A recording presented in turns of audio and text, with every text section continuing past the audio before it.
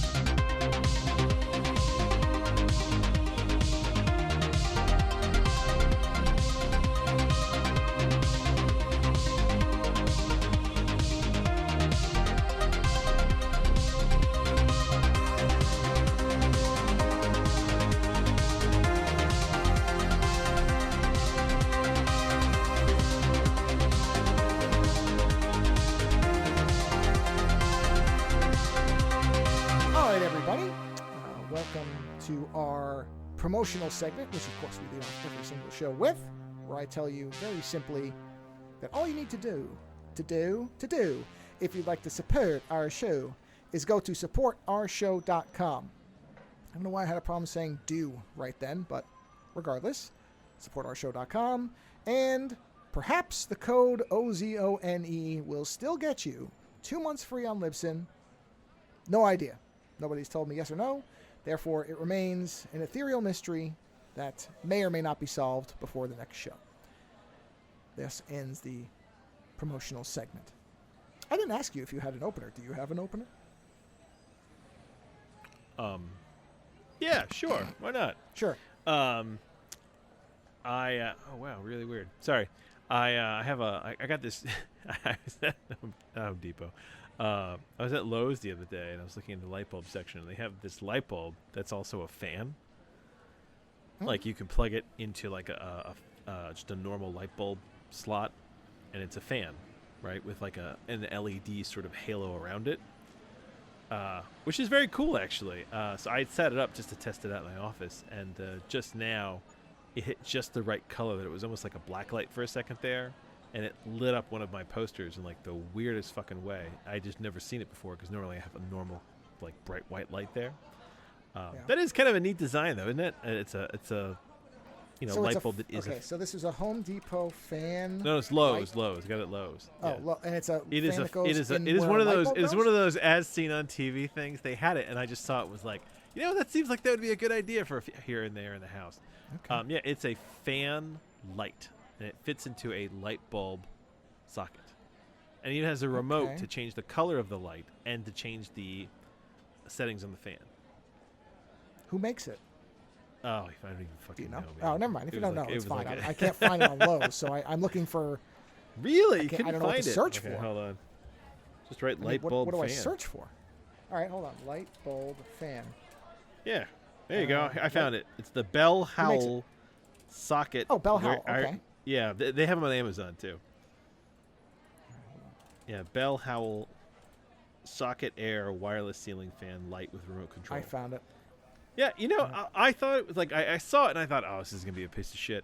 And then I brought it home and I used it and I was like, oh, you know what? I just want to do like I want to do whole rooms with this light, because it's like you got a fan. Yeah. I mean, the problem is you got individual controllers, but it also has an extender on it. So if you have like a recessed lighting, you can still get it up there because it has this big stem that goes up into the recessed lighting. Yeah. And it just makes this little itty-bitty fan. But it's like if you've got a spot like right below it or something like that where you need to have like air being pushed, or if you just want to have air pushed around the room.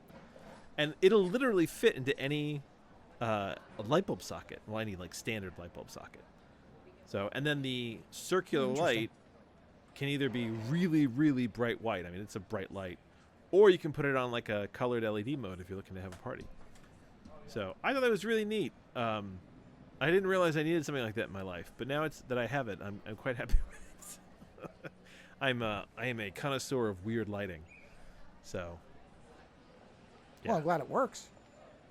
Yeah, well, like I said, I bought it and I thought this is. The second you see it as seen on TV, you're like, this is going to be a piece of shit. But no, it's actually quite nice. I mean, it changed. Like I said, it's a big halo with a fan in the middle, and it changes colors. So I thought it was great. So if you're looking for something, if you want some extra fan in whatever space that you've got, and you've got an average size light bulb, you can put it in. I mean, I think it's better facing down, so it's better from like an overhead coming down. But like I have it on I put it on I have like a stem from like an old IKEA light. I just turned it on its side, so it's almost like a side fan just shooting out. That's great. I know that you often have to point the fan at yourself when you're recording because it's so hot. Oh, I have a giant fan running right now. Oh, you know what? That's really quiet. I can't hear that at all. You really can't. No, well, this mic is. I have the mic positioned just right so that I'm blocking the air movement, so it's all hitting my back, which is fine. Yeah, I'm okay with that. But that helps. But the light bulb thing wasn't my opener. I just noticed it. It's changing color in the corner. I just saw it and thought, oh, it's light bulb. Should mention this. I actually wanted to mention the fact that I usually hate when people come up with revisions of old games, like old, like kind of classic card games, board games, things like that. I mean, I usually find it obnoxious. Like, I normally like just playing straight Monopoly. I don't want to play like, Disney Monopoly or whatever. Like, but I actually played a alternate to normal Uno that was a lot of fun. Fun to the point of which that I think I like it as much as actual Uno, which is rare for me. And you remember how legendary our Uno games were when we were younger. So sure. I thought you might find this amusing. There's an Uno called No Mercy Uno. Have you played it? No, never even heard of it. Okay. It has this one rule that it's absolutely amazing, and I know you could use this for any Uno, but this one rule, along with the types of cards there are. So if you hit 25 cards, I think, you're out. So remember how we used to have people we played with who would just like amass cards when we were playing? Yeah, if you hit 25, you're out. So it makes the games a lot faster because if you pick up too many cards... What's the name of this again? Uno It's called what? No Mercy Uno. No Mercy Uno, okay. No Mercy, yeah. And then you have... But then on top of that, you have now, plus just, 10s. Sorry, is this an official game or it's like an unofficial rule change? No, it's an official Uno deck. Okay. Yeah, it has special cards. Actually, you know what's neat? It has colorblind settings on it, which is great because my mother has a slight colorblindness, so she can't see the blues and the greens. But they've now put little shapes on all the numbers and obviously on all the colors, so colorblind people can play it as well, which is nice. But it's got it's an official Uno. It has a plus 10 card, which is nice because if somebody is even close, you can knock them out of the game altogether with that. It's got plus 4s, plus 6s. It's got a card that lets you get rid of all your cards but a certain color. And then it's got another card that lets you basically skip everyone and come back to yourself. And all those... Okay, got it. All right, I'm following you. Okay. Yeah, so all that coupled with the fact that if someone hits 25, they're out, makes it a very... I mean, the games run half as long as aggressive Uno games. And like the plus 4 card is also a reverse card. So basically, you put it down, and the person that was who you were going to go to gets a plus 4, but then you go back to the person before you because it's also a reverse. So it takes a little bit to get the hang of it with big group, right?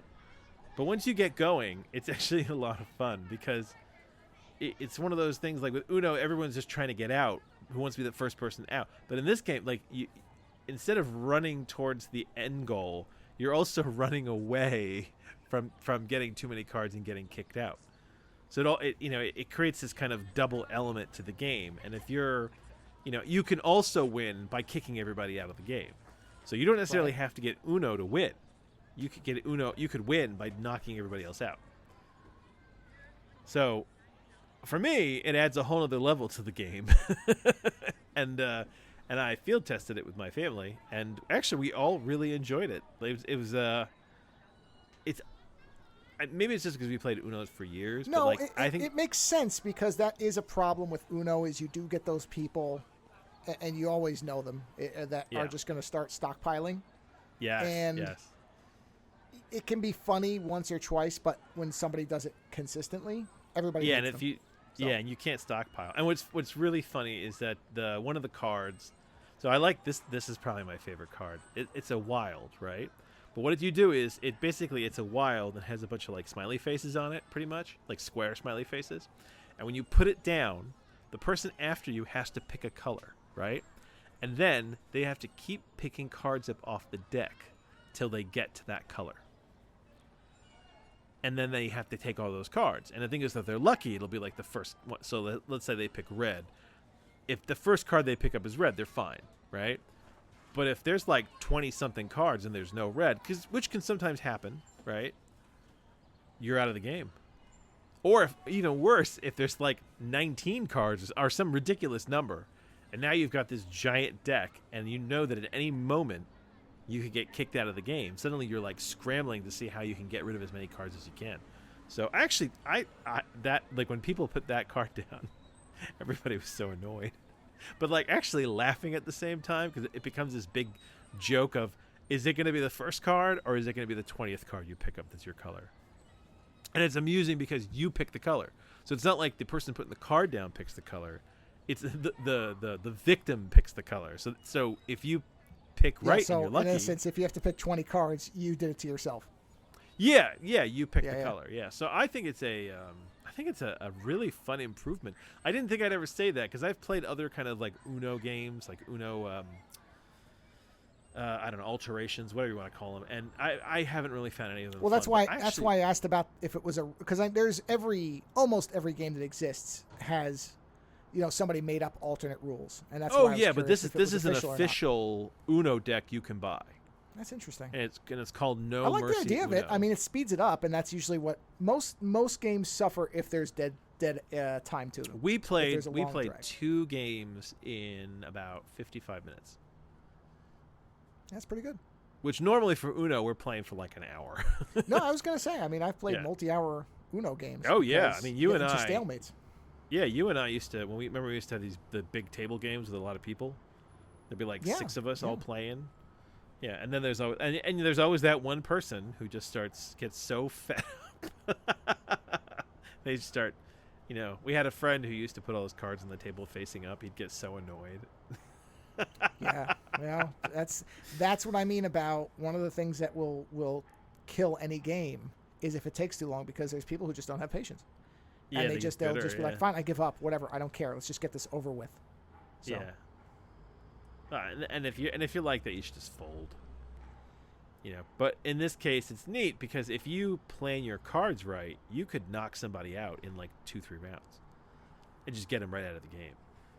And if you know how sometimes you would get if you play, especially if you're playing a 4-person game where people across from each other on the table would like sometimes gang up and like team up against the other 2 people. If you gang up with another player, you could systematically knock the other 2 players out pretty Sure. quickly, right? If Yeah, you've got the right yeah. cards. So it was very funny. My wife and I were sitting next to each other, so like at one point she made me pick up. Oh Jesus! She made me pick up a ton of cards, and I think I had like 24 cards. Like I was really close to the cutoff, and the kids got knocked out, so it was just me and my wife, and I ended up having 4 of those square smiley face cards. So I just kept putting them down, just one nice. after the other, Yeah, and yeah. that's how she went out, and I was like, yes, Yeah. But it's there's a lot of unconventional ways to win. So yeah, I think it's a really fun improvement. I'm not saying that it will totally replace Uno, but actually, if I had a choice to play normal Uno or No Mercy Uno, I think I'll play No Mercy Uno. And there's another level to it as well. So if you want to make it more No Mercy, as they put it, there are little symbols on certain of the number cards that add extra functions. So like whenever somebody puts down a certain card, everybody has to trade hands. Now we didn't take okay, like okay. it's like an extra level of nuttery that you can do if you want, and they're little symbols. I like that they do this. They're little symbols in the corner of the cards. You can ignore them and just play it the normal way, But if you want to make it even more intense, you can use these little mini, commands, and they reverse the circle, the way the things are going, or they make it so everyone's got to give their hands over to everybody else, and it just makes the game go like even faster. Because if suddenly, at any point you could be hitting somebody else's deck, it's like. So yeah, like I said, I'm not normally somebody who loves that sort of thing, but in this case, I actually think that it's a really fun alternate to the original. Well, like I said, the thing that a lot of games suffer from is if they bog down. Yeah, Monopoly. And Monopoly's a little different. I mean, Monopoly's meant to be a long game, right? Yeah. There's a lot of depending on how you play it. Now, don't get me wrong. I know there are many variations to Monopoly rules as well, and many of them are geared at speeding the game up. But you don't typically go into Monopoly expecting it to be a 20, 30-minute game. You know what I mean? No. That's not what you're playing it for. Whereas Uno, with those types of rules, yeah, you could have a game that only goes 30 minutes. I mean, depending on how many people are playing and how aggressive people are. And honestly, just adding that 25-card rule, like you can add that to the normal game of Uno, and that will speed things up a little bit. Sure. But the deck itself is and I really like that they finally added colorblind elements to the deck for my mom. So that's cool. Yeah. No, I like that. So yeah, that was my opener. I wanted to talk about something else. It's not a review because we both talked about this movie at length, but I want to talk about it because neither of us had seen it in a while, and I forgot a lot about it. Which is I recently my kids got to pick the movie this weekend that we were going to watch, and I don't know why they got it in their heads that they really wanted to see Ghost Rider. The Nicolas Cage, the first one? Yes. Oh yes, the Nicolas Cage one. And because I think that what it is my daughter really wants to start watching more horror movies, but she's kind of got her head. She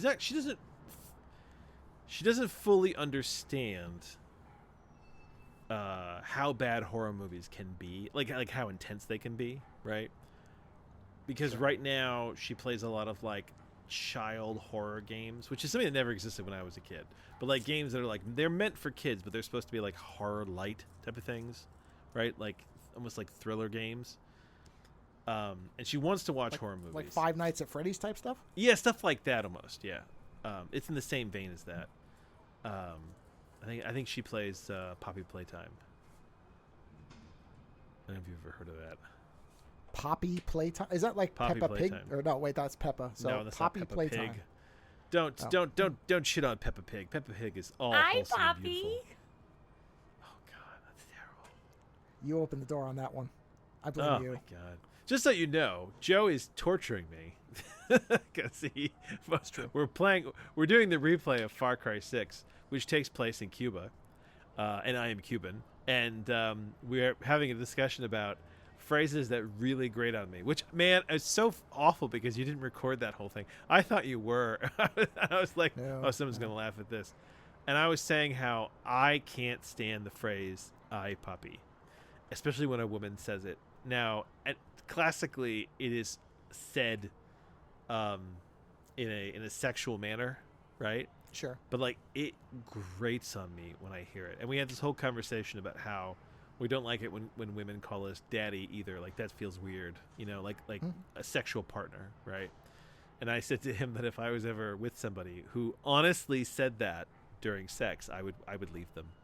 If they didn't stop, I would leave because I wouldn't be able to do it. Like, it so grates on me. And Joe got his wife to record it and terrorize me. 3 versions. I know, but they don't really sound that different. And the thing is, your wife is such a gringa that like her accent is just so funny. Like it's awful. Hi, Poppy. Like I think it's almost, I can't tell if it's worse like that or if somebody who is like really like a natural born Spanish speaker, it would be worse. I can't tell at this point. Like it's almost like a weird like I don't even know. Either way, Ghost Rider. That's what I was talking about originally. Yes, Ghost Rider. Sorry, go on.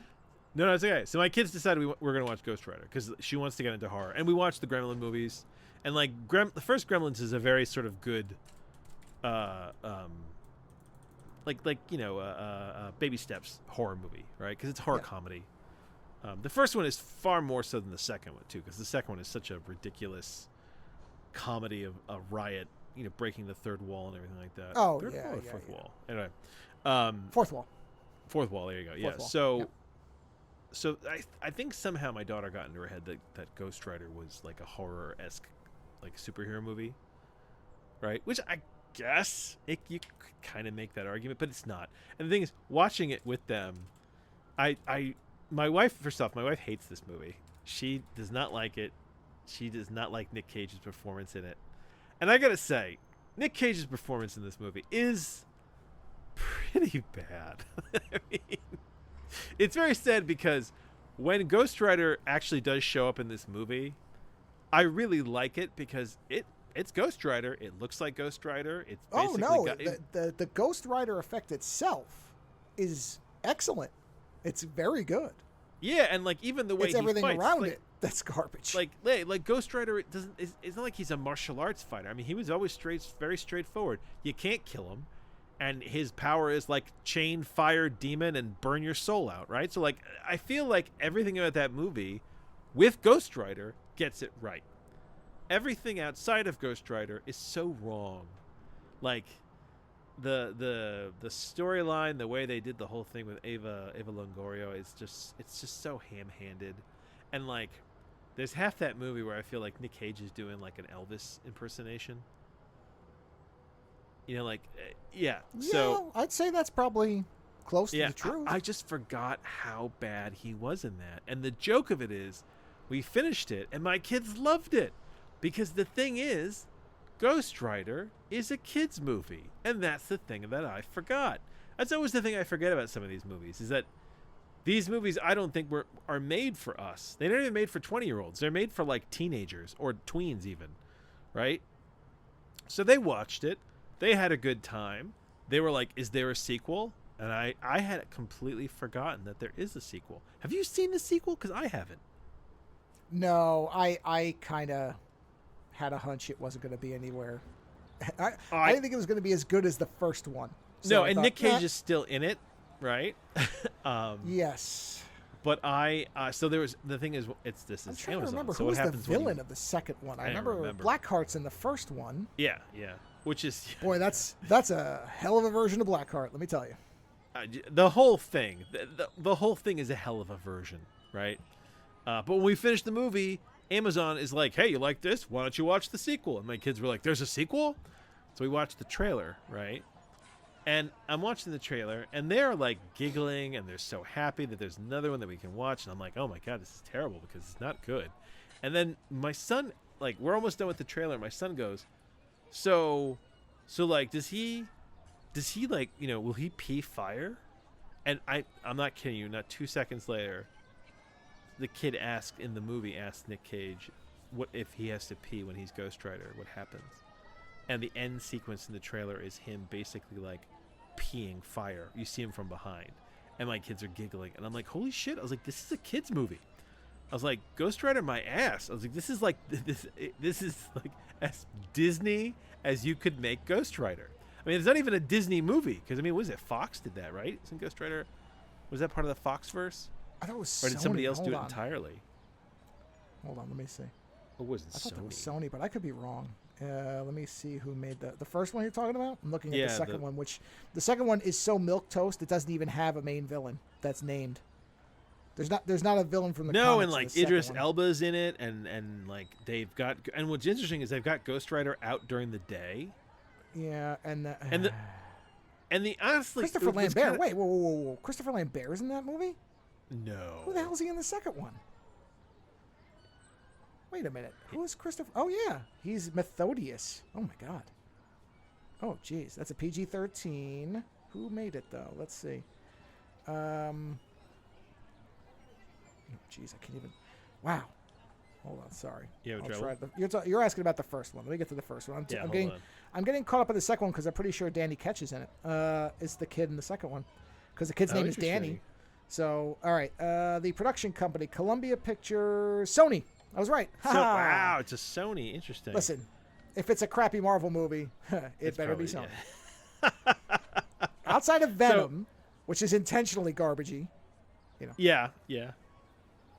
Well, I actually, I mean, the terrible thing is that I still enjoy the effects. Like, even when I saw the footage of Ghost Rider out during the day, like, I still like the way it looks. Like, I still enjoy it, and I wonder if in the sequel I'll enjoy the Ghost Rider elements, but that everything else will still be trash. I think it had less of a budget, so it may look worse. I don't know. And the funny thing is that Nick Cage still came back. But I wonder if that was when he was in his I need to pay my bills that might have phase. been I have to pay off the debts or I'm going to lose my nuts phase. Yeah. So I don't know. Yeah, and I mean, and that's the funny thing is that you really want your kids to see, like, you know, good movies. But the thing is, like, your good movies and what your kids envision as good movies, they don't really add up. So, like, I can show my kids movies. Like, I could be like, hey guys, we're gonna watch Escape from LA, and my kids would be like, this is really boring. You know, like, so it's this thing where I watch these movies, and, like, the thing is, I don't mind watching Ghost Rider because I like the Ghost Rider parts, right? But I acknowledge that the rest of the movie is, like, it's trash. But my kids loved it. They loved it. They want to watch the sequel, and I'm like, uh-oh. It's like, this is that thing where, like, they're gonna start thinking that something like this is actually good. But it brought up an interesting conversation with my wife because I was saying how, so Scorsese hates superhero movies, right? He said that he can't wait for this era to be over, if he lives through it, you know, Sure. Because he's not a young guy, and I was thinking about this, about how, like, yeah, you know, it would be interesting. There aren't enough non-superhero movies. And I think we are moving out of it now, because even Marvel has relented a little bit because they realize they can't saturate the market. But I think we are moving slowly out of it. And I wouldn't mind there still being superhero movies around. I just don't need everything to be a superhero movie. You know, DC obviously couldn't get their shit together, although the funny thing with them is that James Gunn is getting their universe ready to go. But are we moving past superhero movies so that even if James Gunn figures it out, no one's going to give a shit? Like, is he already doomed because kind of interests are moving? You know, people say that. I don't think so. I think, like anything else, I mean, look at Deadpool Wolverine, right? Now, everybody's over Marvel, and yet that movie, you know, so... Yeah, and here's the thing, Westerns. There was a period in our history where everything was a Western, right? And did Westerns go away completely? No, they just started making less of them. So I wonder if this will be like Westerns, where it's like, yeah, every now and then a really good Western comes out. There are some bad ones, but not everything is a Western. So every now and then a really good superhero movie will come out, and there'll be some trash ones, but it'll be a minority in the market, right? But that said, you know, a lot of people think that Goodfellas is a, you know, masterpiece of a movie, right? And I won't disagree. I think that Goodfellas is a great movie. But Goodfellas is not a movie that I want to watch all the time. Yeah, I've probably seen it twice, and I don't know that I ever need to watch it again. There you go. But you acknowledge... Yeah, but you acknowledge the fact that it is a kind of work of art. Oh, no, it is a magnificently made film. I don't think even people who don't like it would disagree with that. Yeah, but you don't want to sit down and casually watch it every week. Right. You know? And the thing is, there are people who do. That's their movie. And I was saying to my wife, is like, I'm trying to find something in between, you know, Ghost Rider and Goodfellas. You know, where it's like something fun that isn't so serious, but that I have a good time. I mean, that's always what you're kind of looking for when you're watching movies, right? Yes. Where you're like, I'd watch this again. I watch, you know. Yeah. You know, it's like I really like Thor Ragnarok. I've watched that a few times. It's a superhero movie, but it's, you know, it's fun.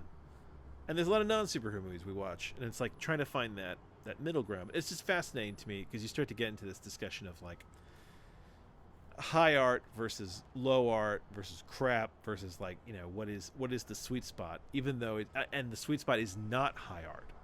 You know, like, I would consider Goodfellas to almost be, like, oddly a kind of high art movie, even though it's like a crime family, but I feel like it's a high art movie.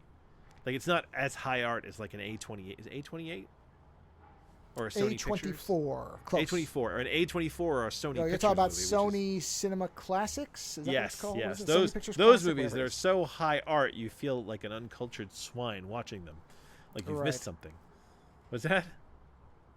No, I'm agreeing with you, yes. All right, there you go. So it's all about trying to find that sweet spot. And for me, it's like I feel bad because I'm trying to find that sweet spot and kind of get my kids into that sweet spot. But everyone's sweet spot of movies is different. So it's like they loved Ghost Rider. They're kids. They don't want to necessarily watch like what was that? Fandango. You know the movie Fandango with Kevin Costner? Have you seen that? Yeah, of course. With Yeah, Judd yes. Nelson? Yes, I I've seen fucking it. love that movie. I've seen that movie so many times. If that movie comes on, when I used to have broadcast TV, if that movie came on, I would fucking watch it. I love that movie. I love the way it handles itself. I love the way it ends. It's a great movie. That movie is one of my sweet spots. Stargate is another one. Like I know that Stargate's not perfect, but Stargate is one of those sweet spot movies for me where I just love to watch that movie, and I will watch it again and again, right? And you kind of build up this pantheon of your sweet spot movies, and then so when you find stuff that's outside of it, or when you find people who are outside of it, it's like it makes it interesting trying to find a joint user experience when you're watching movies. I mean, I know you and your wife have a very different sweet spot, but you have enough overlap that you can find a middle ground. Yeah. But it's one of those things, and I feel bad because I know there's people out there who probably have partners where there is no middle ground, where one person is either like, I hate this. Oh, sure. Oh, no. I know people like that who are like, well, I could never watch this. Most of the stuff I really like, I never watch with my wife. I watch it on my own. I'm like, oh, that's kind of sad. Yeah. And the thing is, I know that I have stuff like that. Like, my wife won't watch Fallout. She has no interest. Yeah, so, like, there are things like that. But not everything. But it's not everything. Most of it, yeah. I have a few. Well, because I told you I watched watched The Exorcist 3 with my wife who'd never seen it. And based on the fact that we watched Evil and like that, I went, no, this is a lot like Evil. Therefore, I know she'll like it because it isn't just all gore. Yeah. It's more of it's like Law and Order Special Demon Unit, where it's mostly a procedural. Yeah. And then and what's so interesting is the more I've kind of read about that movie too. I don't know if you knew this because I told you I read the book. And when I did the review, I said the book has no supernatural anything. I shouldn't say no supernatural anything. It's not as connected to the first movie as the movie is. And originally, that's what the movie was. And the studio said, no, you have to connect it to the first one. And they forced him to bring back Jason Miller as Karras, who was originally not in the movie. It was supposed to be all Brad Dourif. And he would be saying that Karras, that he was in Karras' body, but you would never actually see Karras. So you didn't really know. And so they forced him to do that because he said, well, give me one test screening. If it's not good, I'll go with what you say. And they did the test screening and people didn't like it. And he's like, all right, I said I'd do it. So I'll try to do it as well as I could. And it turned out to be very good, luckily. But yeah, I've watched I don't know if you've seen the director's cut of that movie. But it's one of the few cases. I've ever seen this more than once at the most. Oh, you should watch it again. It holds up exceptionally well. And it's really not it's not a horror movie. It is, but it's mostly it almost feels like, it was a lot based on like the Zodiac Killer. It's like a serial killer movie more than anything. Yeah. That's what it really is. And then there's the Exorcist element on it, which I like. I think actually that this is a rare case where the studio's suggestion worked out better. Because I watched the director's cut, and it's still good, but it's not as good. There is something really effective about the ending of Exorcist 3. When Karras comes back for a minute and says, kill me, and he instantly shoots him like 8 times. Like there's no hesitation, just blows him away because he knows he's right. But it is kind of like, oh shit, man, he killed his best friend who he already thought had died, and he has to kill him again. So I think this is a rare case where the studio interference made the movie better against the intention of the person who wrote the book and was directing the film. So that doesn't he was directed happen. By the writer? Yeah, it was only one of 2 films he ever did. I don't remember what his other one was. Yeah, this was the second one he did, and he never did it again. Never a good idea. You know what, though? I'll tell you.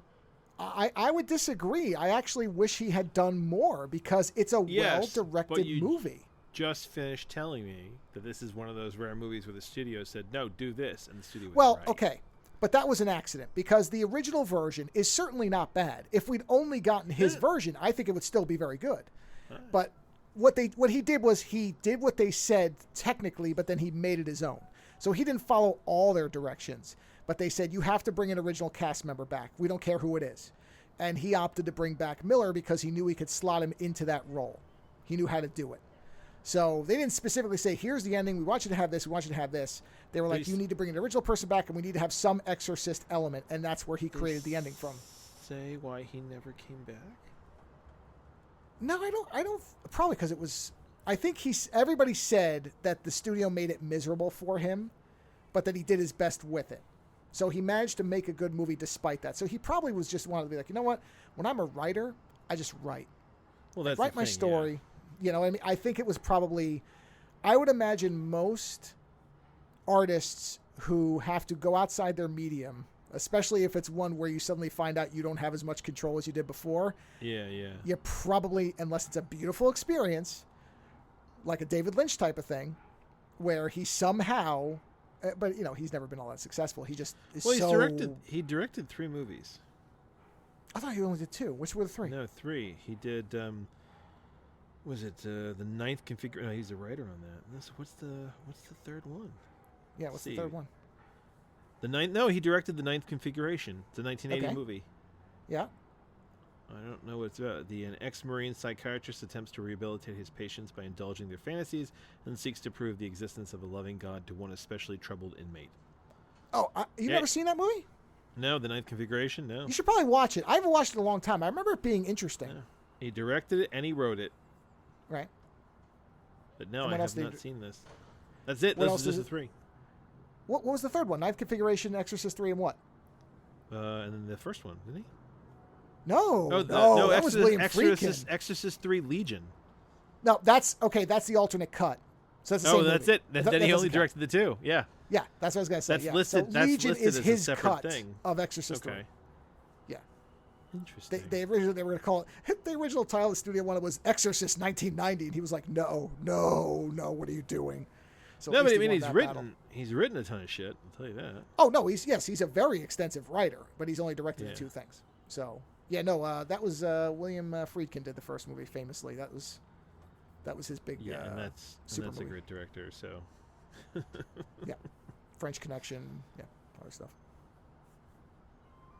I mean, there's a ton of interesting stuff in the trivia, but yeah. Yeah, no, I mean, it sounds like, as is typically the case. Oh, sorry, I should say more often than not the case. The more torturous productions have the better stories. The ones that go very smoothly tend to be more boring because everybody is able to do things fairly easily. Yeah. And so you don't hear as many horror stories. Unless it's a production like, say, Lord of the Rings, where Peter Jackson did so much background stuff that he made separate movies of the making of it. But you rarely have that level of, we understand this is something special. We're going to capture everything about it. There's less of that than you would think. So. Yeah, and I, getting back to that whole thing about, finding the sweet spot for other people versus yourself. My son got into Lord of the Rings really hard, and he wanted to watch Rings of Power. And I don't like the Rings of Power, but we're watching it now because he was like, "Can we start watching Rings of Power?" And we try to watch things together, as a family. Sure. And so we started watching Rings of Power again, and we are at the point. So my wife and I gave up, I think, at episode 4, right? And we finally got past that. Right, you're in new territory, and it's just not getting any better. I find myself liking Galadriel less and less, which is sad because when it first started, I actually really liked the things they did with her, but I find myself liking her less and less as the story goes. So yeah, I this will be a good experiment in whether I was right or wrong for myself, because we got to I guess episode 4, and my wife and I both were like, yeah, no, and we stopped. But now we're watching it. I'm watching it. My wife is reading her book in the corner. I'm watching with my kids, so I'm kind of watching it now going, okay, so was I right? Was I right to walk away? And so far I'm watching it, and I'm like, you know what? Feels like I was, like I was still right. Still a very pretty show. I've realized what one of the mistakes that Lord of the Rings of Power does. One of the things that's kind of messed up is that they very often sacrifice kind of connectivity for really art house shots. You haven't watched it all, right?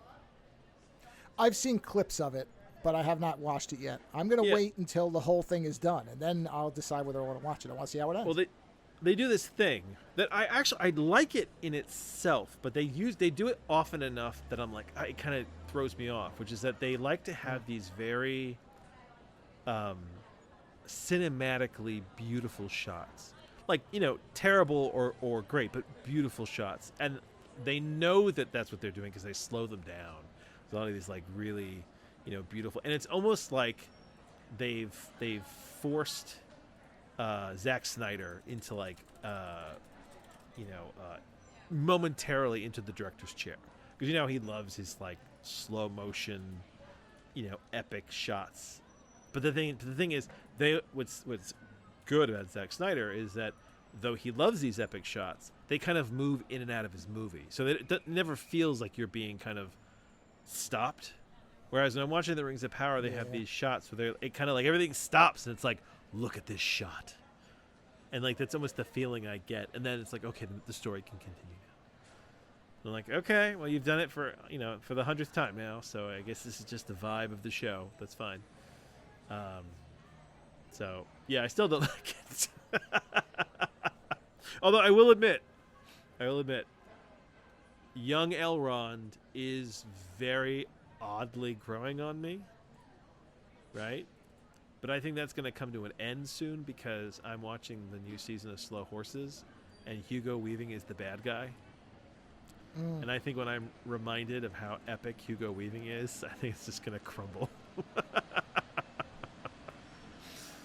Because Hugo Weaving is fucking awesome, and he's got this big beard, and he's like a almost like I don't know who he's working for at this point, but he's like this master tactician.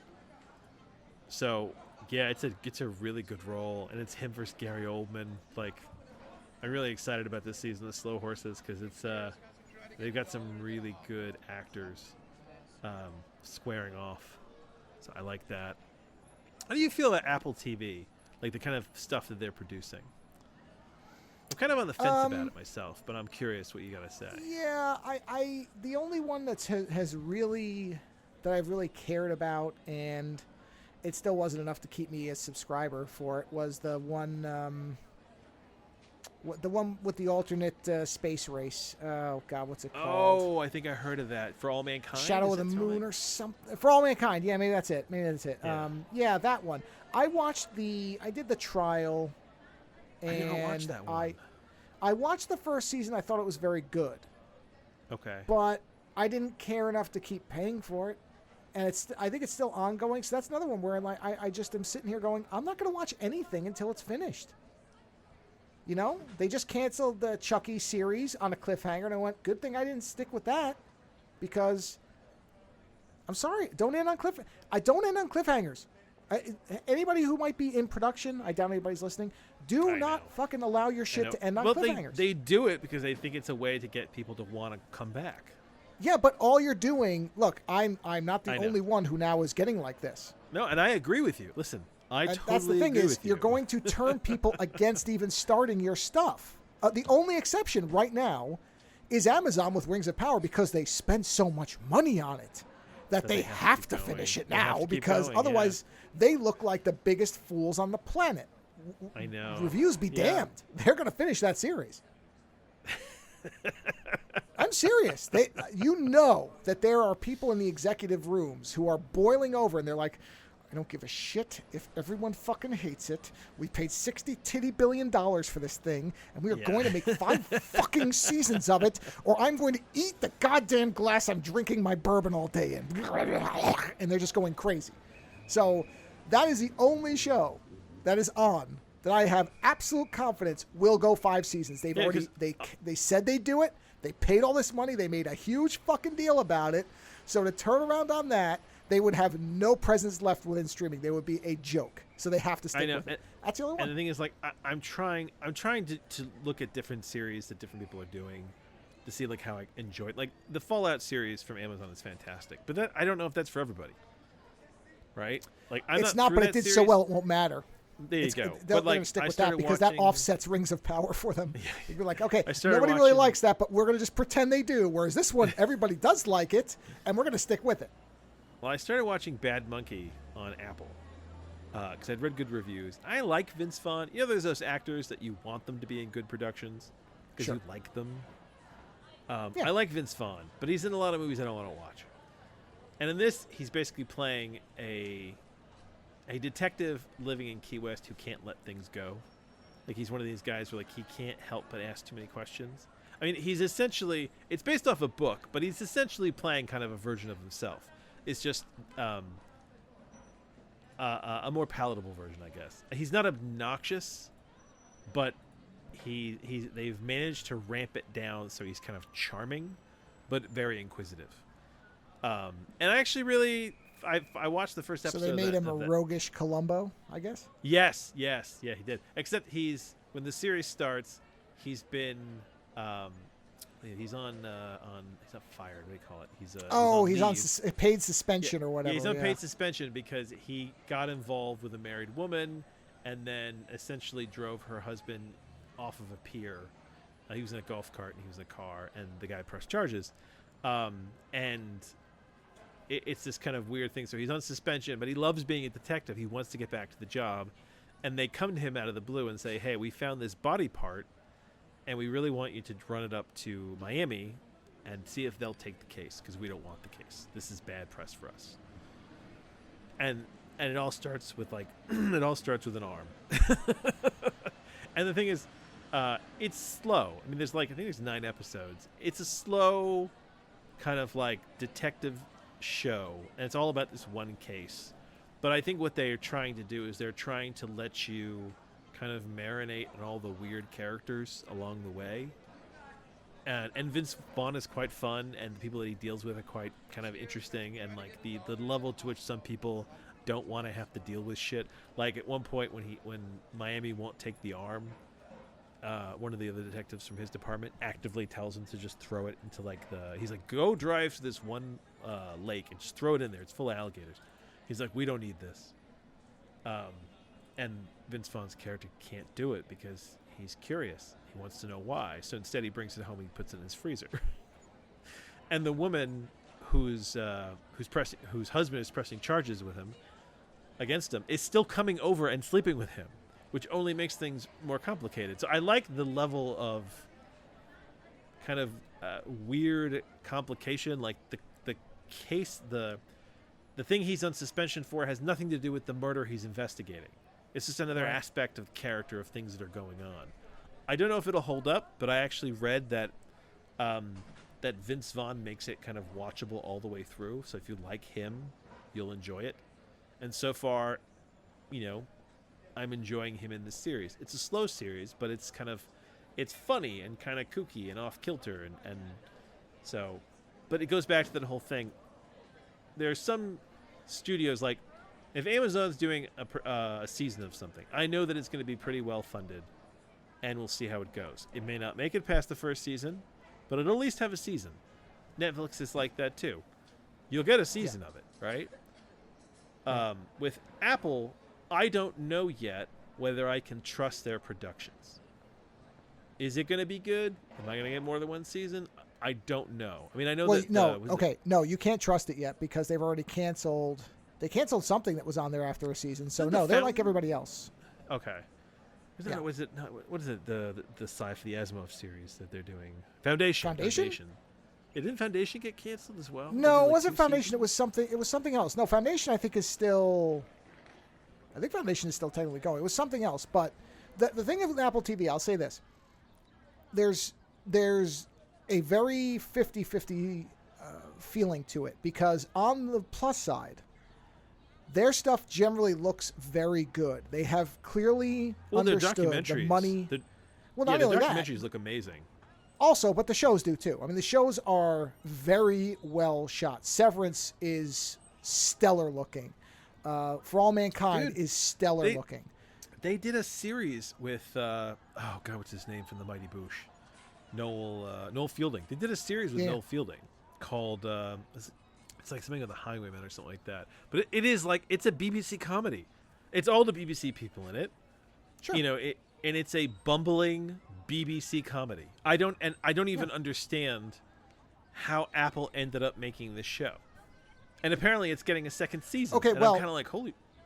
They may not have actually made it. They're also acquiring a lot. So I know that. They have a good eye for things. But that's what I mean is that they are buying these things or they are producing these things, but they are putting their names on these things. Well, yeah, and they're putting the money to get them. So that's what I'm saying. Yeah. That's a plus side. The downside is that their stuff is only going to push so far. They have very clear limits on the maturity of the material. That's very obvious. You watch enough of it, and you start to realize, oh, okay, you're never going to see, I don't know, you're never going to see an Itchy the Killer from Apple TV. No, right? Of course not. Yeah. Well, you say, of course not, but I mean, Netflix and the other ones, they're willing to do harder stuff. So it's more uneven, but they let people take more chances. Apple is never going to do that. No, and the thing is with like Netflix, I don't trust Netflix past the season. Oh, I don't trust any of them except for Rings of Power. That's the only one. I'm not kidding. It's the only one of anything Rings of that Power I will legitimately get more am confident will make it all the way to the end of that 5 seasons because they basically committed themselves, smart or not. They did, and it's the only thing. I'm shocked that weird Josh Brolin series got a second season. I don't know if it's getting a third. Is that the one with the pit? Yeah, which is really good. I enjoy it, but I'm like, this is weird. Listen, this is objectively weird. I actually really enjoyed the Cowboy Bebop series, and they did something genuinely different at the end, and they're not doing it anymore. And I was like, fuck, I actually wanted to see where you were going with this. But that's what I mean. They're all like that, except for Rings of Power. That's the only one. It's the only one that I would be willing to bet money, hard currency, will make it 5 seasons. That's it. I'm so curious now. It's a good bet to have, isn't it? Will they make it? Yeah. No, they will because because Amazon did something tremendously stupid. They very publicly, very expensively committed themselves to it with a confidence they had not earned.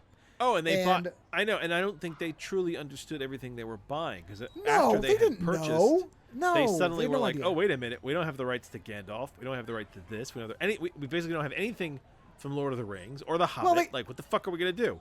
Well, they can get around that. They can get around. I mean, Gandalf is in it, so they can get around that by just not calling him Gandalf. Have they said that's Gandalf? Everything from the second season, it's all indicating it has to be him. It makes no sense to be anybody else. The one nobody knows about is there's another dark wizard who they are saying can't be Saruman, even though he looks just like Saruman and acts like him. But they're saying he's one of the 2 other wizards that never really got fleshed out in the books. I guess they're mentioned. The blue wizards? The blue wizards? I don't know. There's 2 of them. I just know there's 2 two of them. Wizards, there's 2 wizards who I think ended up destroying each other. The twins. Sure. Yeah. I wonder. So I was actually wondering if the Gandalf thing is a fake out, and that's the other blue wizard. It could be. I don't know. Yeah. We'll find out. Hey, listen. I'm trying to find the interesting here. Well, supposedly in the second season, it starts ramping up almost too quickly. So I guess maybe they overcorrected or something. They said Are you sure? Are you sure they don't want to see if they can end it in like 2 seasons? No, I don't think I'm serious. I think contracts are in place. They paid a ridiculous amount of money for these rights too. Yeah, I think there are contracts that were signed and in place. So if they do that, they'll end up. Here's why I don't think they will. I think to end it quicker, they're going to pay people to do nothing, and no fucking company on this planet wants to pay people to do nothing. So if they're going to end up spending the same or more to cancel it, they'll just let it run out whether it's good or not. I'm telling you, that's the only one I have high confidence. I'm not saying it's impossible. And to be fair, listen, if they would. It looks pretty. The actors are doing their best, right? None of that is a problem. It's just not the writing is not there. You know, and it is very CG. Like it just looks like there's a thing with Peter Jackson where I know a lot of Peter Jackson stuff with CG, especially Hobbit. Actually, Hobbit is a great example of doing it wrong because like. Peter Jackson did all this stuff in Lord of the Rings where like they had a lot of CG, but they also threw a lot of practical in there and tried to find a balance. You know, whereas you get to Hobbit and Hobbit feels like so much CG. Like they just didn't want to take the time to do all that shit again. Yeah. Plus, they tried to take like a book that was smaller than Fellowship and stretch it across 3 movies. That's the other. The Hobbit has many problems. I think we all agree on that. I know. Yeah. Well, I'll ask you this: is the Hobbit, is Rings of Power better or worse than the Hobbit? Okay, I will say this: Rings of Power is better than the last Hobbit movie, but not better than the first Hobbit movie. So I put it on par. Well, that doesn't matter because what everybody's going to remember is the last one. Oh, well, yeah, and I didn't like it at all. I like the first Hobbit movie quite a bit, even though it kind of goes nowhere. I like it. The second one is almost forgettable because I know that's the one that Smog's in. But I guess everyone made such a big thing about the dragon, and the dragon's gone within the first 5 minutes of the third movie. So it's big deal, guys. Here it is. This is a common thing you will hear when it comes to Star Wars properties. Okay. Right? Insert name of newer Star Wars streaming series here. Well, I didn't enjoy it, but it was a fuck of a lot better than Rise of Skywalker. They don't say it wasn't as good as Force Awakens. You go by the last taste that you had, and if it was a shit sandwich, that's what you're not going to remember. That is what you're going to remember. You're not going to remember that the first sandwich wasn't quite so bad because it was just moldy cheese. The last sandwich was a shit sandwich. Yeah, and my anything's daughter better than loves the taste of shit. My daughter loves the dwarves, so the fact that the dwarves are in Rings of Power quite a bit, she's very happy about that. She wants more dwarves. And that's the thing, right? So, you're right. It's different audiences. Maybe Rings of Power, much like Ghost Rider, is really not made for me. Well, or is it that if it's better than the last Hobbit movie, that might be enough for most people to say, this is better than the last thing I saw. Yeah, for most people, but the last Hobbit movie was so bad that doesn't make me want to see, Amazon's version. Well, but if what you're hearing is, I remember how bad that Hobbit movie was, this is better than that, then that might be enough for you to go, well, yeah, I really liked the original movies. Yeah, if you hated the last Hobbit movie, but you still want more of your Lord of the Rings heroine fix, then you can watch Rings of Power. But and that might be enough. Yeah. Listen, especially, keep in mind, it's more than enough for a lot of people. And keep in mind, one advantage that Amazon does have is that many people already have Prime. So it's therefore just there. Yeah. So you just need a little bit of interest, just enough, along with something that's already sitting there that you didn't have to pay for as a separate service, Apple TV, to put on top of what you already have. See what I'm saying? That's, to me, one of the burdens of Apple TV and anything now is I'm not paying for another goddamn service. And honestly, the reason I signed up for Apple TV? Yeah. I have a specific reason for it, which is kind of funny. There's a series that Ewan McGregor did where he drove around the world, right? Sure. And then there's 2 other series where they drove from England to Africa, to the tip of Africa, and then another one where they drove from Tierra del Fuego up to was it New York or LA? I can't remember. They did these 3 series. Well, they did the first 2 series, and they were going to do the third one, and Apple funded the third one. But when they did it, they bought all the rights to the first 2 series, right? So I used to watch those on Amazon, and suddenly they were yanked off Amazon. They were gone, and the only way I could watch them and the new one was on Apple, and it kind of became this thing where these are there's shows that you kind of like it's like Top Gear. Top Gear is one of those shows. I just put it on and leave it on in the background. I'm not really watching it. I've seen it so many times in the past. It's just kind of like noise in the room. If I'm trying to fall asleep, I'll throw Top Gear on, type of thing. I think it's called Long Way Around. Long Way Around is like that. And so when Apple bought the rights, I was like, shit. I was like, I like watching those, and I want to see the new one. And it's eventually what lured me over. And I haven't left since, because I really like Slow Horses. I think Slow Horses is one of the better spy shows out there right now. But there isn't a lot there that makes me want to stay. If anything, I enjoy the documentaries. Apple did the whole dinosaur. 2 of them. I think they did 2 of them. Yeah, and those are a lot of fun. They looked fantastic. And the joke of it is that Netflix tried to do something like that with Morgan Freeman, and it just looked so cheap. Even though they had some really interesting ideas. I think I told you about this. This is the one that gets into the genocides. What do they call when those species die? Extinctions. It gets Oh, into all the extinction extinction events. Well, but that's what I'm saying is Apple, if they choose to enter a show, They the make money sure it's will be good. there. And that's the thing that you can count on is I have yet to hear anyone say, Well, it or at looked least like not shit. very Yeah. often, that, oh, that show looked like shit. Yeah. It didn't look good. The people in it weren't good. Like, they hire and pay for the higher end stuff. So that is one thing that is a plus for a lot of people is there's a lot of variability in the catalogs of Netflix, Amazon, others. You know, you can, as you said, you can go to a show and be like, why does this look so bad if they've paid this much money even for it? beyond that, Netflix and Amazon have so many bad movies stocked in there as well. Sure, they absolutely do. Yeah. That's why, I mean, honestly, I don't really use Prime anymore because now they have ads, and I was like, no, I'm not paying $3 more a month. I don't care. I'm not doing it. And Netflix I canceled, I don't even know how long ago, and I haven't missed it once. I haven't even thought about it. It's fine. I am getting to the point where I need to sit down and do like a streaming budget where I look at very soberly what we're watching and what we're not watching. And I think that Netflix may be the first to go because we watch Marvel quite a bit. Or Apple. Well, the thing is, Apple, Marvel. What was the other one? That Disney. Yeah. No, not Apple. So you're right. Sorry, Disney, Marvel. Disney. Don't know, but they obtained something else. It's Disney, ESPN, Hulu. Hulu, yes. And the thing is, we've started watching Hulu because there's a lot of interesting kind of detective series on there. So it's like Hulu, Marvel, Disney is a really good thing. It kind of hits all the things for us, right?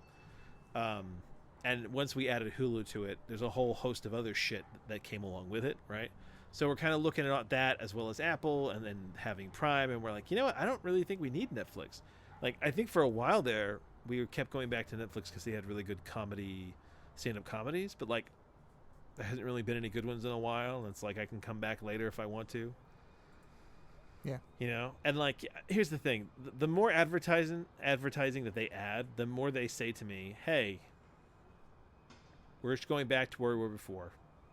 Because we left broadcast television to cable so we could have no ads.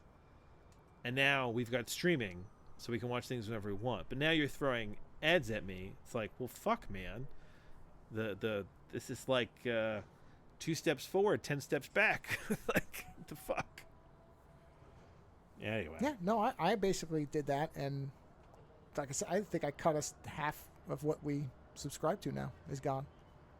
So... And you don't miss it. That's the thing. You don't miss it. No, I don't even think about it. There's never, once in a while I'll see something's on there and I think, yeah, the other services have something I can watch that's just as interesting.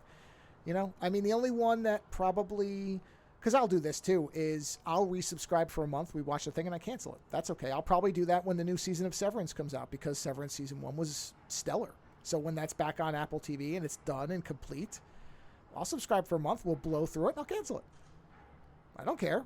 I don't know why it is so difficult for so many people to just put a calendar in that says cancel the day before. I totally get it, and that's why, like I said, it's good. It's good to do a streaming budget. Don't let them take the money if you're not getting what you want out of it.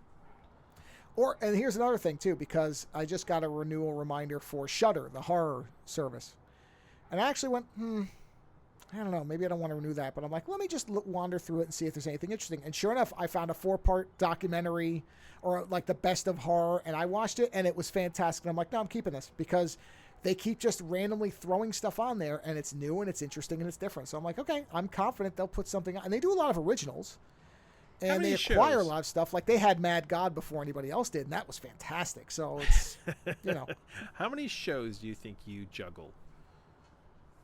Between with you and your wife, not just yourself, but just you and your wife, how many shows do you think you juggle over time, or do you guys just binge watch one thing at a time? No, we typically have an A and a B. There's 2 shows. Oh, so the you A show. Do 2. Well, I mean, in general, because what we'll do is, now that's going to change. That's going to increase because baseball is about to end. So during the baseball season, we're watching baseball most weeknights. So basically, we're watching usually 2 baseball games, the San Francisco Giants and the New York Yankees. Now, of course, I get to watch the Yankees for a little bit longer because they're going to the postseason. They'll blow it, but they're going to the postseason. The Giants, sadly, are not. So, I mean, they will. I could go on for an hour about the mismanagement of the New York Yankees, but we're not a sports show, so I'll save that for if anybody actually cares. I might do just a special episode ranting about how much Aaron Boone sucks. But that's a separate problem. It's my one small piece of typical guy thing. You know what? I'll tell you what. At some point down the road, right, we'll do a show, and I'll just let you talk to me about baseball. Because my I know accent nothing will about. come out. No, hold on. Because I know nothing really about. I know about playing baseball, but like I don't know anything about Sure. what's going on right now. And talking to me, I'll ask you lots of questions, explaining to me what the fuck is going on. Oh, sure, I'll explain And many things. I'm sure it'll be speaking to an idiot about baseball. Sure, yeah, we can do we'll do that, but we'd have to start with that because we're already an hour in. Yeah, we won't do it this time, but we'll do it. Actually, we'll do it depending on what the World Series result is. If they win, it'll be a different conversation than if they lose. So we'll wait and we'll do it. Well, it's after always October different when ends. they win, right? That's what the Nazis say. Well, it depends. No. It just the complaints will just be of different things, but I don't think there will be a shortage of complaints. Even if they win, it will be despite themselves. But again, we'll save that. So, because one phrase you hear often with the Yankees on people who are like me is, "Boy, it's amazing how the Yankees managed to snatch defeat from the jaws of victory." And boy, ain't that the fucking truth. So, I heard a line the other day that caused me to laugh so hard I almost fell out of bed. I love that line, to snatch defeat out of the jaws of success or something like that. I read this thing that was essentially they were supposed to be sentences that were collected from like high school papers, right? Which who knows where they were collected. But the one sentence I thought was so good, where it was basically her singing sounded like a walrus giving birth to farm equipment. ooh, And I read that. that's And it was beautiful. like it was fantastic. I read that at probably like 1 a.m, like 1:30, and it just hit me so hard. I almost laughed out of bed. And all the ones that followed were very funny as well. But like the shock of the first one, and I was just like, that is such a beautiful sentence. My wife liked the one that was more like the ballerina stuck her leg up in the air like a dog sidling up to like a fire hydrant or something like that. Which was, the imagery was fantastic. But I know that sound, like that is such a good descriptor. Like I can hear that walrus in my head. My wife watches Instagram videos of this guy who's a extraordinarily in shape, like jacked guy who's very, very fit. And what he does is he takes down all these alpha male assholes. Oh wait, who, what's like, his name? I think I've watched these. I don't know. I'll get it for you. I don't know what the name is. Is it Dr. Mike? Hold on, I'll ask her. Hold on, I can text her. Go ask Papi. Okay, I'll go ask her. Hold on, I'll be right back. They're just gonna have dead air now, unless Joe cuts it out. How long does it take for him to run to another room? There you go. Set a stopwatch.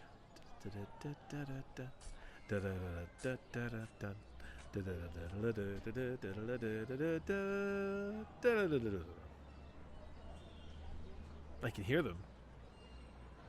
Thank you. There he comes. I will not be cutting anything out. So the name of that's the fine. individual is James Coppola. Is the person's Okay, name. so it's not Dr. Mike. Okay, because No, there's a I guy on YouTube who does videos like that as well. His name is Dr. Mike, where he takes down celebrities and other fitness people, and he is apparent.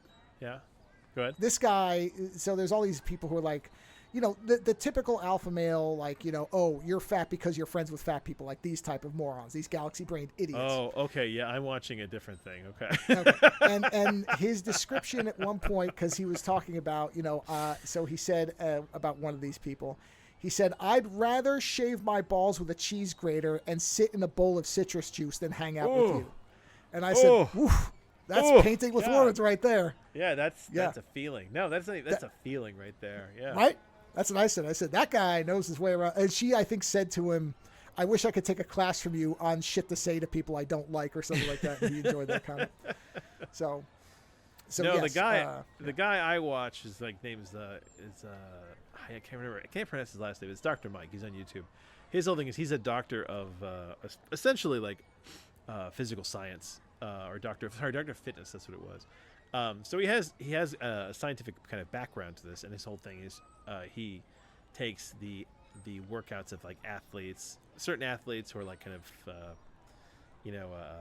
Instagram athletes and stuff like that, and actors and stuff, and he breaks it down to say how much of it is actually bullshit and how much of this is actually going to help you. And it's fascinating because you actually do learn a lot of things about general fitness. But it's always interesting because like he'll take these videos that people post and he's like, yeah, that's not going to make you look like that. It's especially interesting when they have these big actors, where they basically say, yeah, that's not going to make you look like that. And he's quite funny about it. And he also has a very strong homoerotic vibe, which is hilarious because he's married, but it's still there. So it's amusing to me. But no, he's not as colorful as the sitting in lemon juice with your shaved nuts. No, that's a whole other kind of vibe. I found it descriptive. Yes. No, it's beautiful. Yeah, Beautiful. I thought so. It's like these sentences that really kind of sum up the experience. Yeah. Lyrical. Well, there you go, sir. That's my opener. What do you got? All right, I have two things. Both brief, because one is the first episode of 4, which are being made, so it can't be canceled. They're done. And it has to do with Production IG, one of the things What's we it like. called? It's called Uzumaki. They did an animated adaptation of the Junji Ito story. So, yeah, Uzumaki it's a manga. Probably the most well-known Who's doing the series? Production IG is doing it. For Adult Swim. Okay. Yeah. Got it. So, so Uzumaki, I think, is probably the one that most mainstream people will know if you know anything about Junji Ito's work, although he has a lot of really good stuff. And I think the reason it's the most well-known is because it's one of those where you immediately get it, even if you don't know the story right away. All of his stuff is horror stuff, and it's very distinctive. He has a very interesting art style. You could do a whole episode just on his artistic kind of approach to things. Because from a technical sense, he's not necessarily the best artist, but he conveys horror and discomfort probably better than any artist I can think of. He has a very weird sense of momentum and the series captures this, where somebody mentions something, and in a normal horror series, it would take 5 or 10 minutes of escalation to get to the end point. But instead, these characters will turn the corner, and the end point is right there, and it's immediately hitting you in the face, and it works. It's a very strange way of doing things, but he has it down to a science. So Uzumaki has been adapted into a film in, I want to say, 2007 or 6, which is pretty good. I watched it. I like it. I think it's a fairly good attempt at translating his work to a film, but it's not a one-to-one adaptation. And like so many things, people thought that the changes and deficiencies kind of weakened it. They didn't think it was bad. It didn't get a negative reception, but a lot of people didn't feel like it really captured the tone of the work, which I won't say is unfair. They changed the ending. What are you looking at? Sorry, I'm watching the trailer. Oh, yeah. The fact that you're laughing, that's part of his thing. I got your vibe. I get it. It goes from 0 to 100 sometimes. It does. And there's this absurdist nature to things that you laugh at it as it's being horrific, because he's not afraid to make things look just weird beyond description. Have you seen the preview with the spiral? Oh, yeah. No. Yes, yeah. I've read the comics, I've read the original books, which many of them are one-to-ones, like with the girl's eyes spitting into the thing in her head. Yeah. I love that it's not color. It's something. It adds something to it. No, I think that's one of the smartest decisions. The movie was like a green tone, so they definitely toned it, but they probably should have made it black and white. So the series is, you can watch it for free. It's on Adult Swim. It's got ads, but I think the ads are I think there's 2 ad breaks that are maybe 2 minutes, which isn't bad. And it does tell you where they are, which is something I really appreciate. So it lets you know they're coming. And then you know how long they'll be, so you can pay attention to your phone and check your email and do stuff like that, which is what I did. So I didn't even hear the commercials. That's what makes them so pointless. And then you have an idea of when it's going to start again. But it is exceptionally well done. Now he had some anthology stuff that was done. I think that's on. Oh man, that looks like a lot of fun. It's really good. It's really good because he has that. Is every episode going to be like a story, or is it continuous? Well, it has a beginning and an end, as far as the comic did. So I assume they're going to but there are chapters. It's going to be 4 chapters of the story.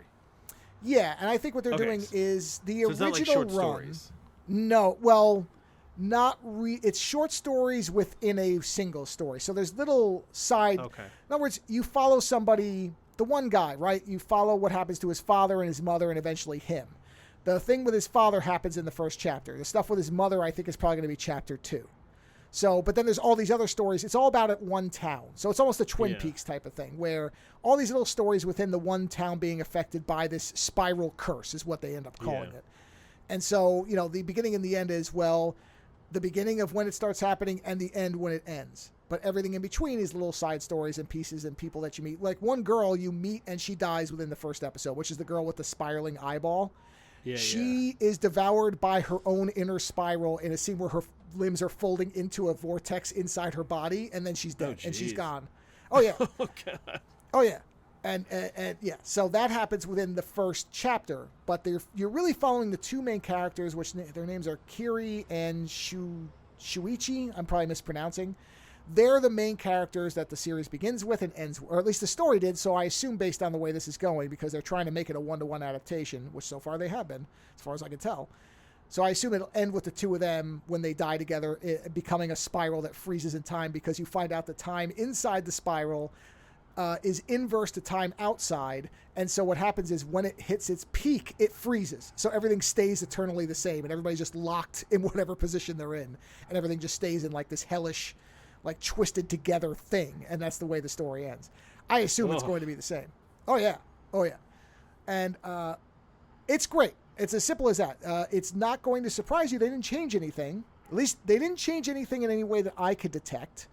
Now, it's not like I reread it 15 minutes before I watched it, but I'm familiar enough, having read it enough times, that if they'd made major changes like they did in the movie, where the ending is completely different than the book, because the girl escapes in the movie, then she may have escaped. She doesn't get intertwined with her boyfriend and frozen for all time in the middle of a spiral-devoured town. Let's put it like that. So, as far as I can tell, and from what they said, because I watched some of the extras, they are trying to make this as close as possible, but also animating it. And they captured his art style really, really well. The sound design is spectacular. The black and white thing works perfectly. I'm glad they did not try to colorize it. And they're not afraid to show all the stuff that they show in the book, as far as I can tell. And that's great now, because... Is this out? Is this all out now? No, it's the first I think it's one episode said? a week. Yeah, first episode's out. I think it's weekly throughout October. So, but based on the first episode, I don't see how, because they made it all in one shot and then they chopped it up. I don't see that it's suddenly going to take a dive, because also it's production IG, which is pretty reliable. Even their weakest stuff is generally better than most other people's stuff. So I would say, if you've been waiting, you can watch it for free. It's on Max, but it's also on Adult Swim, which you can get for free and just stream, like I said, with ads. And not terrible ads. So I would, if you have any interest and you were kind of let down by some of the other, because they did an anthology adaptation of his, I want to say 5, 6, 7 years ago. I watched it. Parts of it were excellent. Parts of it were not. So it was uneven. This, I really can't see going wrong, because the first chapter is so strong, and it's the same team making the whole thing. This is not like they handed it off to different people or different, animators doing different things. Man. Sorry, yeah. I'm watching the actual trailer. I watched the preview, and now I'm watching the actual trailer. Yeah. And they're getting into the horror elements of it towards the end of the show. And that gets pretty fucked up. Oh yeah, no, it is. It is. It's very Lovecraftian. There's a Lovecraft thing about it. Yeah. No, there is this thing where they never, at least as far as I can recall, there aren't any where there's any kind of old gods or anything like that. It's always it's more of the universe doesn't care. So this curse comes along and it's inhuman and there's no thought to it. There's no reason. There's no meaning. It's just happening. And it's almost like getting a virus and, sometimes you just get sick. It's like that. And it has that kind of inhuman, cold cruelty to it where it's a bizarre tone. And it just starts to destroy everybody from the looks of it. Yes, no matter what, even those who can see it and sense it don't really ever escape it. So it's not going to be a happy ending. I will warn you of that. You can't leave the town? Well, again, if assuming they keep it the same, the young couple tries, and then they have to come back because they can't really escape, because I'm trying to remember the reason, but they have to come back. I don't remember if one of them starts to get sick or something, but they come back. And at that point, they realize they're never going to get away. And the male character, I think, has his legs cut off or twisted off. I don't remember. And so he tells the girl to leave, and she refuses. And so the two of them basically embrace, and then they twist together, and that's what it ends. So yeah, I did read that. Yes. Yes. I mean, there's a body horror element to it. That's very Clive Barker. There's a thing where the main guy's father becomes obsessed with spirals, and he's collecting all this stuff, and he has a woodworker make a device. Now, in the movie, they changed this, which I think is part of what people were upset about. In the movie, the guy puts himself into a washing machine to twist himself to death to become a spiral, which visually is interesting. The effect is good in the movie, but it's not what happened in the comic, and so they do it the way the comic did here, which is that he has a guy make a box that he twists himself to death in, and then the mother and the son find him when they come home. They open this box up, and he's twisted himself to death inside of it, breaking every single bone in his body. And it's quite a horrific image, and they show it. Is the movie an animated, or is it live action? No, the movie, the 07 is live action. It's live action. Oh. Have you seen that? Yeah, no, I like it, but it's definitely an imperfect adaptation. It's okay. It's not black and white, I take it. No, it's like a green matrixy kind of tint, which works. Okay. I don't mind it, but then they changed the girl with the spiral eye isn't in it. Instead, they make it a girl whose hair curls into spirals, which is weird looking, but it's not as disturbing as the girl. Is this the girl with the big hole in her head? Yes, because that starts off. That's pretty fucked up, yeah. Yeah, it starts off as just a little scar, and then it keeps getting bigger, and then at one point you see that like she's covering part of her face, and she's like, she says to the other girl, she's saying, yeah, I can't get my eyes to focus. Can you look and see if my eyes look weird? And then she lifts her hair, and you see that spiral in her head, and the eyeball rips off and goes into it. And the girl starts screaming, and she's like, oh, I'll see you later. And like she's in a trance, and she puts her hat back on and kind of pulls it down and just wanders off. And then the next point you see her, then her entire head is the spiral, and she sucks another boy into it and destroys him. And then she collapses into herself like a black hole and just vanishes. So yeah, there's shit like that. And that's what I mean about, that's the Lovecraft-ish stuff where there's no reason. Yeah, there's no reason monster. and there's no way out. Yes, exactly. And so it's really good. It's really, and it's amazing that you get to a point where you sort of forget that it started off as a comic because the animation is so good and it's so close to what the comic is. That's the intelligence of making it black and white. And they mimicked his drawing style very, very well. Not perfectly, but enough that you sort of forget it's an adaptation. And then, don't get me wrong. It looks very smooth. It's great. And the sound design is exceptionally well done. And the soundtrack is really good, which of course the comic didn't have, but it's very kind of simple and sparse and, dour. I mean, as it should be. And it's really well done. So, like I said, you can watch it for free off of the Adult Swim. I watched it on the Apple TV app, but I'm assuming you could probably stream it off their website as well. 20-something minutes, 22, 23, okay, so 24. They're not long. So the whole thing will be like an hour and 20 minutes. Yeah, I would guess. Probably around an hour. Probably without commercials, about 45 to 50 minutes. Yeah. Interesting. Okay. No, it'll be a short film. So, yeah. So that's the first thing, cool. Which is easy to recommend. Like I said, even though it's not done, because Production IG did the whole thing, this is not like one of those cases where, like say Megazone 23, where the art style varies so hugely from one episode to another that some people like one far more because the art style shifts than another. So it's not something like that. This should be consistent throughout, and it will be out. I believe it's all coming out in October. I think it's every week. So episode 1, when this comes out, I don't know how many episodes because I think it's every week. I'm pretty sure not doing it 2 episodes a week. But anyway, before October is done, it's going to be out in the month of October. So if you want to wait till October finishes, and then it should be done. And like I said, you can stream it for free. And as far as I know, it is on Max, which I assume is commercial free if you have the ad-free version of Max. But anyway, you can watch it. Max, you mean HBO Max? HBO Max, yeah. Oh, so HBO Max has it. Yeah, because you have Max, right? Or no? Yeah, I do. Yeah. Okay, then you can watch it on there. So I think it's ad-free on there. I don't have Max. Interesting. There you go. Yeah. I might check that out. I don't mind 20 minutes of horror. 20 minutes of horror is a good amount. No, it is. It's a nice... and I think making it those chapters is smart so that people can That's not enough to ruin your day. You know what I mean? No, it's not. Not till you get to the last chapter anyway, at which point everybody's basically dead. But, that happens sometimes. Some people like Rogue One. What can I tell you? So before that, though, I wanted to review that first because that's a See, but I relatively wouldn't easy to put. talk Okay, about. hold on. I wouldn't put Yeah. Rogue One in the same category though as the spiral thing. No, I'm not saying this. I'm just saying that everybody gets wiped out. They do, but at least, but the thing is, in the spiral thing, they all just die. In Rogue One, they die with a purpose. They were trying to make something happen. It's much more like a World War II story. You know, and well, it's, for it's all we still know, the grim. spiral serves a purpose. I don't know because it's never explained. Who knows? The universe Interesting. is So, mysterious. out of curiosity, could there Yes. be a reason for it that would make it make sense to you? Oh well, I mean, could there be a reason for it that would make it make sense? That you would sit there and go, yes, that should happen.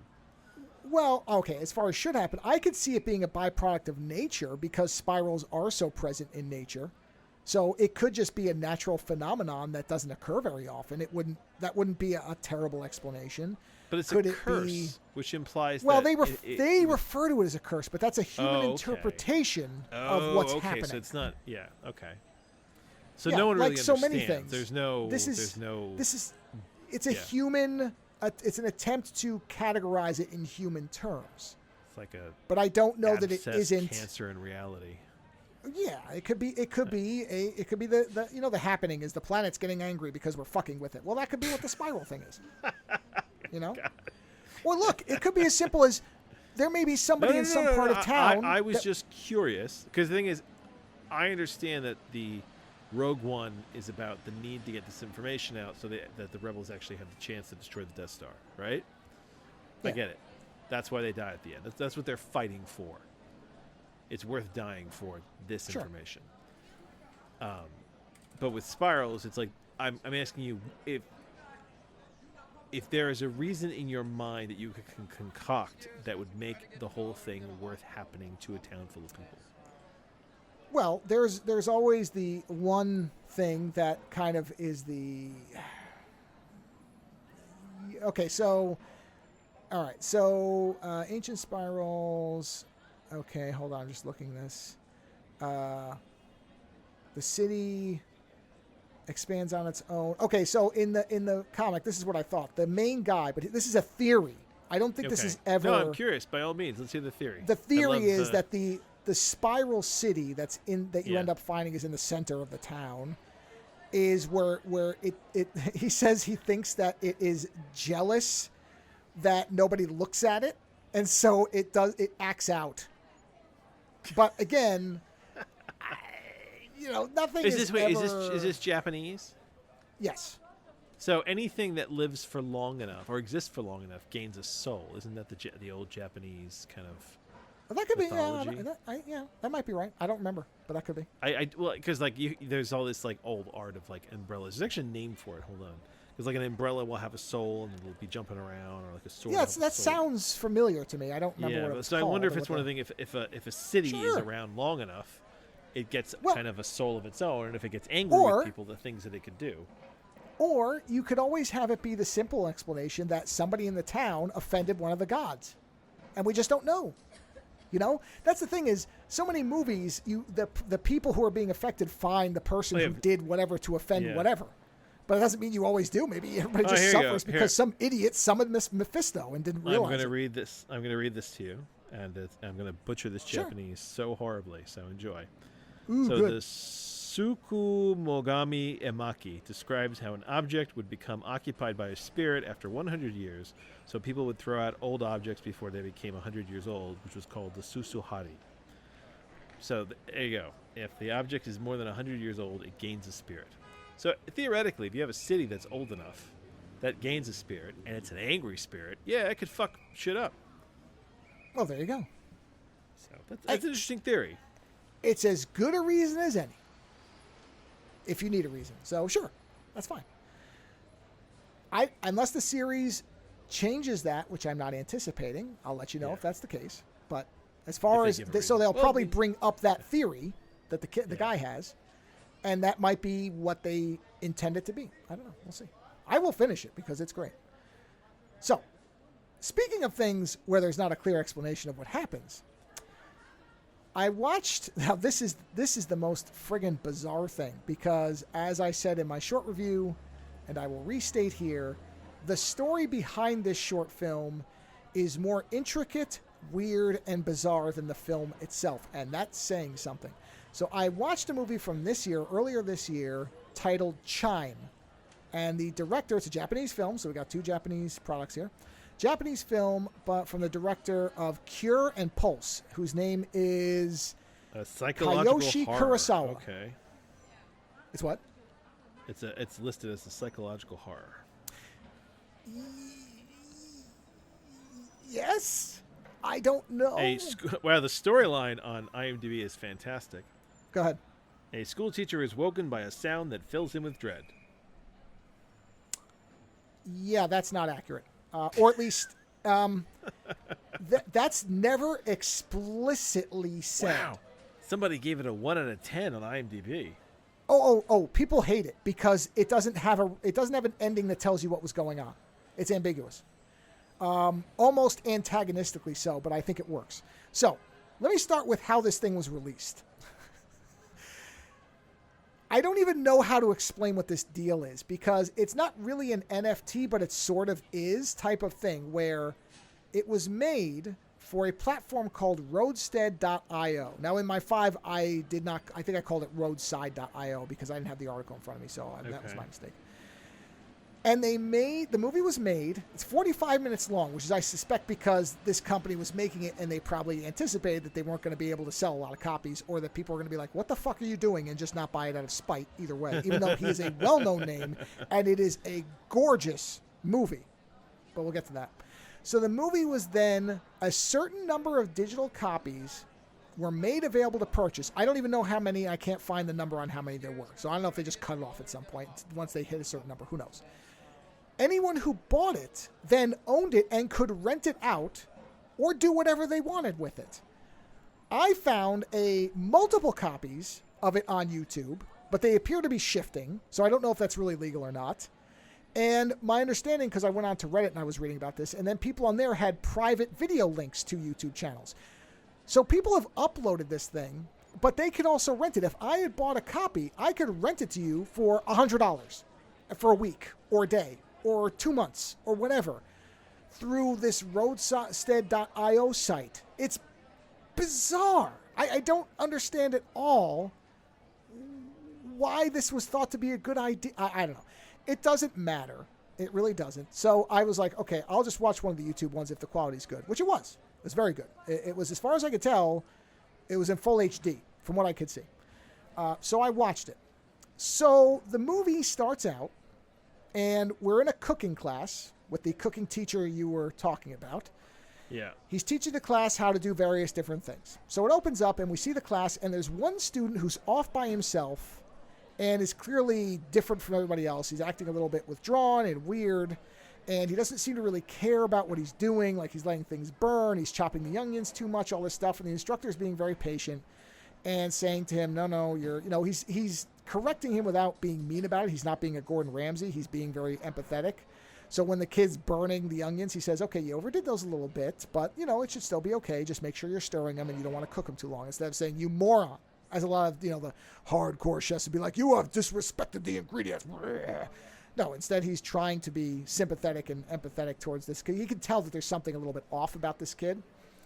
And at one point, he's saying something to the kid about, making sure you do things the right way. And he's like, look, the kid says, I don't really care about cooking. I'm doing this as a distraction, which is a weird thing.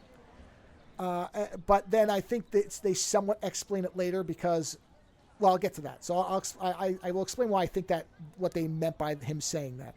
So the teacher's just like, okay, I'm just going to let him do whatever I want to let him do. So then we see that the teacher is interviewing for a job at a restaurant, a French restaurant. And he's sitting down with not the main person who owns the place, but like one step down. So this is like the first run interview. And the guy's like, well, you have this great resume and we can see that you know what you're doing. And he says, I saw on your application that you would want to continue teaching even while doing this job. And I think the idea there is, okay, how are you going to be able to teach and be a full-time chef? You're like the head chef. And the guy says, no, this is the teacher. Says, no, yeah. I don't know why I said that. I would quit. I don't think so. And the guy's like, well, that's weird because you put in your application that you found the work to be really, really fulfilling and you were very proud of it. And the guy kind of looks at him and says, huh, yeah, I don't know why I said that, but no, I would just quit. And the interviewer is like, okay. And so then after that, so that's kind of a bizarre little scene. So then the teacher goes home, and he goes home and, oh no, I'm sorry, that happened after. So then the next day, I assume, because it's a completely different class, he's in the class, and again, this one kid's off by himself, and they're making bread, and he's showing the students that, okay, when you make bread and you roll it up into dough, he's like, you have to take the knife and you have to score the top. You can make whatever pattern you like, but you need to score it so that the gas can escape. So you want it to sit like that, but the gas has to be able to get out. And he looks over, and the weird kid is stabbing his dough with the knife. And I'm sitting there going, okay, I kind of think I know where this is going. And he goes over, and the kid says, do you hear that? And the teacher says, hear what? And he says, the chime. It's telling me to do something. And the teacher stops, and he puts his hand to his ear, and he listens. And I think he's supposed to be not making fun. I think he's genuinely trying to listen. And listens and says, no, I don't hear it. And then the kid starts stabbing the bread, and he says, okay, you don't have to stab it. You just want to make holes, or, score it. You don't need to stab it. And the kid says, I'm doing what it's telling me to do. He's like, I don't know if you know this about me, but I had half my brain taken out and replaced with a machine. And the teacher's just looking at him because this comes out of nowhere. And the teacher's like, okay. And just kind of is trying to just roll with it. And the kid then gets very upset and says, you don't believe me. I'll show you. And takes the knife and stabs himself, puts it into the back of his head, and starts to go up. And what he must have done was stab himself in that brainstem area that controls your breathing, because he just collapses and dies. In front of the whole class that's screaming, including the teacher. This kid just kills himself in front of them. And it's done very matter-of-factly. Like, there's no big build-up to it. You just see him take the knife and slowly put it into the back of his head far enough, and then he just collapses. Right? So then, yeah. No, I said okay. I thought you had a question coming. Means, keep going. So then, of course, the police officer or detective shows up and, is basically saying, has anything like this ever happened to you before? And he says, no, nothing like this has ever happened before. And he said, well, have you ever had a student become enraged because the other students were saying that he was, acting very strangely and he got very angry? Have you found that you've had people in your class that get enraged? And the teacher says, no. He says, if anything, this is generally the opposite. People come here because it calms them. This is a way for them. And that's what I think the distraction comment was supposed to be, was the kid was taking this class because he thought this would stop him from hearing this chime. I just don't think the translation captured it correctly, because that's the only way it really makes sense to me. But the teacher says, no, people come here and they're calm because when you engage with the ingredients and you smell the food and you make it, you become calmer. You're making something. You're creating something you're going to enjoy. It's a natural way of calming down. And the detective says, oh, okay. Well, we just had to ask the question. And so he leaves. So the guy goes home, and he's got a wife and a son. And so he goes in and he says, oh, I had that interview. And he doesn't say anything about this. There's no reaction. The family doesn't know. He says nothing. Yeah. So he says, oh, I had an interview. I had the first interview, and I think it went really well, and things are looking up. And the wife's like, oh, that's great. But she seems very disinterested when she's kind of listening. She is listening to him, but doesn't seem to care. So then they sit down at dinner, and they're eating, and the son is there. And, they're just eating. And then the wife just suddenly gets up and goes and grabs 3 giant bags of aluminum cans and goes outside. And I don't know if this is a thing in Japan or what, but they have these outside baskets where I guess you put aluminum cans specifically, because that's all she puts in them. So I don't know if they're general recycling or what, but as she's putting them in there, she's out there for a long time, and you just keep hearing the sound, because then the camera cuts back inside, and then the father and son are just sitting there and they're eating. And you just keep hearing all the cans banging around. It goes on and on and on for a little bit. And then they just cut to the next day. And I'm like, okay. The next day, he have like an OCD or something? Well, we'll get to that. I don't know what she's got. We're going to get there. So I'm telling you this as it happens, because I'm trying to sort of give you the experience of the movie. So then we cut to the next day. I'm trying. And we cut to the next day. And now he's in the classroom. And he's there with one of the students from the normal class, and he's trying to show her how to debone, or no, sorry, not debone, but remove the drumsticks from a chicken. And it becomes very clear that she really doesn't want to do it. And at first it seems like she just doesn't want to have to cut something that was a living thing. Because she's like, do I really have to do this? She's like, well, yeah, you have to do it. I mean, this is how you cook something. This is how you cook a chicken. And so she's starting to do it. She's like, no, I don't want to do it. And then she throws the chicken and she says, I don't want to do this. It's starting to look like a person to me. It just looks like a person without a head. And then she's like starts to lean over on the table and she's like talking to it, and she's getting strange where she's this thing about it being a human being. And because at first he said you have to learn how to do it, and then when she really doesn't want to do it, he says, okay, never mind, we'll just move past it. And she's like, wait, well then why'd you say it was important? You know, why are you just screwing with me? And then she starts talking about it looking like it's starting to look like a person to me. It's just missing its head. And she's like talking to the chicken, and you see him just staring at her like, what the hell is she talking about? And so he walks up behind her, picks up a butcher knife, and stabs her to death like 18 times out of nowhere. And then drags her body into the back room, bags it, cleans it up, drives out to the middle of nowhere, and buries it. Has no panic, shows no reaction, and obviously had enough of sense to go bury the body, which makes it, some people have said that makes it obvious he's done this before. I'm not convinced of that. But there is this general thing where nobody in the movie seems to react at times like the way they're supposed to, at least not the main characters. So there's definitely something going on. Everyone's desensitized. Sort of. But the only one who ever mentions a chime is that first kid. It never comes up again explicitly. So that's why that synopsis doesn't make any sense, because there are parts where he goes out and kind of looks down the hallway and looks in alleyways, but you never hear anything, and he never indicates that he hears something specifically. I thought it was more that he sensed someone was there. Now, was that the chime? I don't know. You never hear it, and the only person who ever mentions it is that first kid. So I don't know if it's, I mean, the movie is called Chime, but that doesn't mean that everybody's hearing it. In any event, he then... he buries the body, right? So no big deal. And then he goes home, and he's just sitting there, and he's having breakfast, and the son's there, the wife's there, and they're eating breakfast, and suddenly the wife gets up and grabs a bunch of bags of cans and goes out and starts dumping the cans again. And he's just sitting there, and he's just reading the paper. So no reaction, no nothing. Okay? Next scene is he's back in the classroom, or he's going back into the classroom. So he's walking in, and these two students had talked to him earlier about something else. Like they seem to be the teacher's pets of the class. And one of them is there and says, hey, that officer is back. And he says, oh, really? Why? And she says, well, one of the students didn't come home last night and her parents are worried.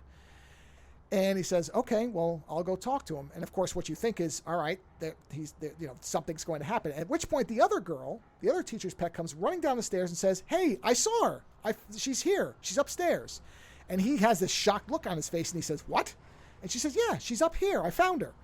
And so they go up the stairs, and they go into the classroom, and she walks in, and now the angle of the camera is, you see her, it's the doorway, and she points to off camera and says she's right over there. And the teacher and the other girl walk in, and the girl who says she saw her walks to the end of this, because it's all like tables, almost like a science lab where they have the stations. Mm-hmm. So she walks from one end of the room to the other and points and says, wait a minute, she was just there. Where did she go? And she says, I know it was her. I didn't see her face, but I know it was her. And all you see is an empty chair facing the wall. But the chair is kind of out by itself, like it was moved. And they're just looking at an empty space, this empty chair. So they're staring at it, at which point the camera then kind of moves back to where it would be where the chair is. And there's some kind of weird noise. Now, it is not a chime. I don't know what it is, but it's some kind of, almost sounds like a bug clicking or something. It's very brief, but it's some kind of clicking sound. And the girl who saw her freaks out and runs out of the room. Then you see the teacher walks up, and he's very close in frame. We hear the sound again, and then he yells and runs out of the room. But you never see what they saw. They never describe it. They never talk about it. They just run out. And as he runs out, he then sort of composes himself, and he's leaving, and he runs into the detective, and the detective says, oh, hey, I was looking for you. And he says, oh, yeah, what can I do for you? He says, well, this girl, she's an adult, and, I think this is kind of a waste of time, but she didn't come home last night and her parents are concerned, so I'm just retracing her steps. So I was just talking to them here and I was checking. Somehow, I guess he didn't talk to the girls who saw her. Nothing, he doesn't go in there, the detective, I mean, and he just kind of looks at the guy and he says, hey, you have a Band-Aid on your hand. He's like, oh yeah, I cut myself with the knife. And I thought, okay, so does that mean he's going to suspect him or what? But then the guy just leaves. He says, all right, well, I'm going to go home. And the detective lets him go. And then we cut to, I don't know if it's supposed to be the same day later or the next day. It was unclear to me. But then we see a second interview where he's sitting there with now the same guy from the last interview, the first line guy, and what I assume is the owner of the restaurant or somebody higher up. And he's talking and he's talking and he's talking, and the higher up guy says, stop. He says, all you've been doing is talking about yourself the whole time. You haven't said a word about what you would be helping us with. You're just talking about what you want to do, what your experience is, all the rest of it. What are you going to do for us? And then he starts talking and he's like, no, you're talking about yourself again. He's like, you know what? I don't think you should quit your job as a teacher. And they walk out. And you see that the guy kind of, and right as that happens, because he kind of becomes, depressed, or like you see his face fall. You know what I mean? Right when that happens, behind him, a random guy gets up, takes what looks like a butter knife, and attempts to stab a random woman, and a bunch of the other patrons wrestle him down onto the ground and stop him. So he doesn't actually hurt anybody, but he just randomly tries to stab this girl right after the guy has this disastrous interview. So then he goes home, and he's sitting there. So do you think that he's causing this effect? Okay, well, so since we're almost at the end of the movie, I'm not sure if what we're seeing here is an American Psycho type of thing, where none of this is happening. Somebody described this as a psychological version of the movie Falling Down.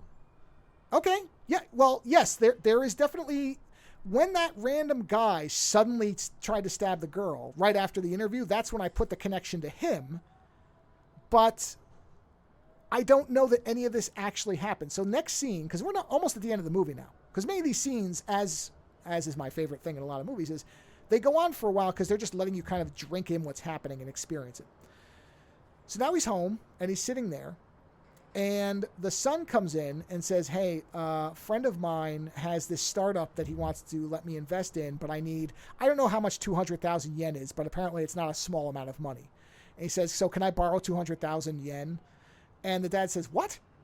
What are you talking about? I'm not going to give you that money. He's like, what, you're broke? He's like, no, it's not about whether I've got the money or not. I'm not just going to give you money for this. And the son's like, fine, whatever, and walks out. And then we see that the mother is outside, and she's emptying cans again, and she's got this psychotic smile like the Joker on her face as she's stomping the cans with her feet over and over and over. And you get the idea that she does this every time, because we've seen this now 3 times. Just this time we see her face. So then we see the father walks in to check on what his son's doing, and he looks at the son. The son's got headphones on. The son turns around and looks at him, and the son's got this psychotic smile on his face. And the dad kind of looks at him weirdly and just backs out and closes the door and goes downstairs. And he's standing there, and then somebody starts ringing the doorbell, and it's a video doorbell, but you can't see anything on what's on the screen. You're just seeing like static. And so he goes outside, and he walks out because the doorbell rings 3 or 4 times. He screams at one point, like into his hands. Then after the doorbell rang, he goes out. He looks around. He looks like down the street, and it's just a normal, whatever, nothing's going on, and just looks around, walks back in the house, shuts the door. The camera kind of backs out from the house, and then it ends. And that's all you got. And I think that's what most people hate, is that there isn't really an ending. Like, you don't really know what was going on. You know what I mean? It just kind of ends. I thought it was great. And I think it leaves it up to you to decide what's going on. My read of it is that, I mean, the detective did, I guess, see, that's the thing is, if it's all delusional, then you don't know what of any of this actually happened. So is he embellishing everything? Because again, nobody seems to react to this kid killing himself. The detective shows up, but then nothing ever happens. He doesn't tell the wife. The wife and the kid don't react. There's no knowledge of it. There's never anything more of this kid killing himself. And then what's with the thing where he kills the girl, but then the girl sees her, but then they go up there and then the girl doesn't see her, and then there's something that happens that makes them both run, and the detective shows up, but nothing gets followed up from that. And then he has this disastrous interview where he's supposed to be interviewing for this job and he doesn't get it. So I don't know what it's supposed to be. Like, I don't have a explanation. And I think that's what irritates most people, is that they don't know what the story's supposed to be. But it didn't bother me. I thought it was really good. It's just very vague. Or, Well, it's honestly, it's like the Spirals thing. There's no answer for it. Right. But it's beautifully shot. And everybody's good in it. So it's left to you to figure out what the fuck's going on. Well, and Cure is a lot like that, because Cure doesn't really explain everything. It explains, I think, more than this one does to an extent. But if you liked that movie, you'll like this one, because it's a lot of just atmospheric dread. There's just a lot of very ordinary scenes where you're not sure if something terrible is about to happen, because really there's only two horrific things that happen, which is the kid killing himself and then him stabbing the girl. There's nothing else in it as far as anything where there's explicit violence or gore. I mean, don't get me wrong. When he stabs the girl to death, it's pretty bad, because he stabs her multiple times and like she's trying to escape and she's like breathing weird because he must have hit her lung or something like that. And like, there's no noise, there's no soundtrack, so you're just hearing it. And then like he's just stabbing her to death. So it's not pleasant. I'm not saying it's a chaste film by any stretch, but it's not like there's constant things happening. After that point, there's just a part where he's in a dark room and he's looking around like he's expecting something to happen. And because he is, so are you. And then nothing happens. But then there's a point where he just walks up to a mirror and stares at it for a while. And there again, I'm like, okay, that's interesting. Nothing happens, but he's looking at himself for some reason. And like where he's, has this bad interview and he tells the wife things are looking up, but the wife is disinterested. Why doesn't the wife care? Why is the wife smashing cans? Is she actually smashing cans? Is this our read of what's happening, or his, or what? Or is it all a physical manifestation of metaphor? That's what I'm saying. So yeah, I like stuff like that. I actually am glad that it wasn't longer. I think if you go too long with that, it will become kind of cyclical and then boring, because, okay, we get it. You're not going to give us all the answers, but you keep it short and give us just enough things that you have to try to start to put it together. But then I don't mind that it ended the way it did, because you don't know what happened inside that house. Did he kill the two of them? Did he just go back to his life and this was all imagination? Like, again, American Psycho style, where, oh, wait a minute, none of this happened. Or what? I don't know. Was there a sound? Did that kid actually have a machine replace his head? I don't know. We never get there's another thing too.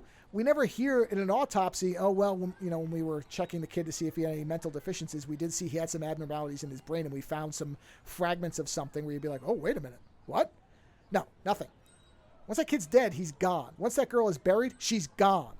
The cop shows up for a second and he's gone. Never again. And because the cop shows up, it's weird, because like when you start to get into what could be a delusion and what isn't delusion, right?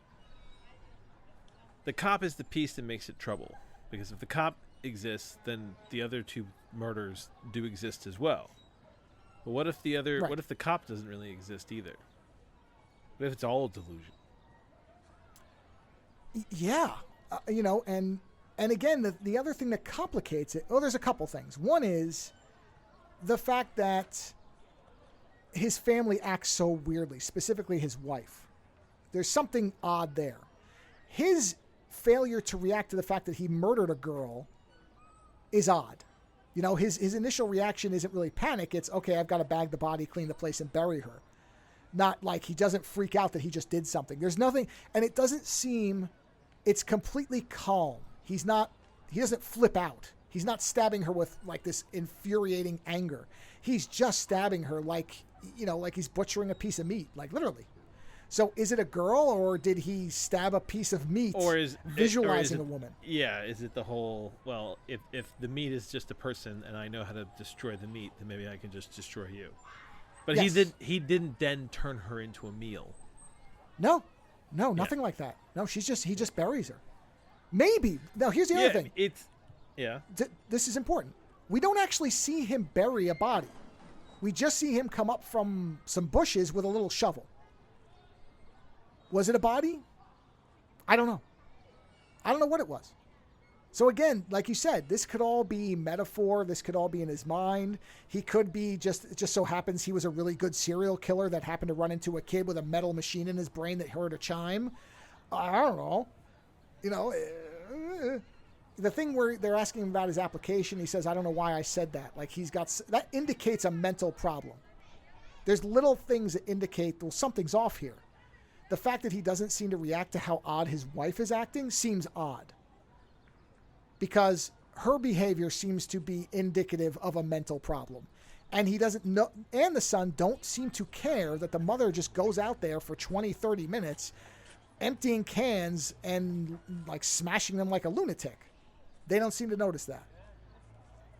I don't know what that means. What was the ringing doorbell with the static? I don't know.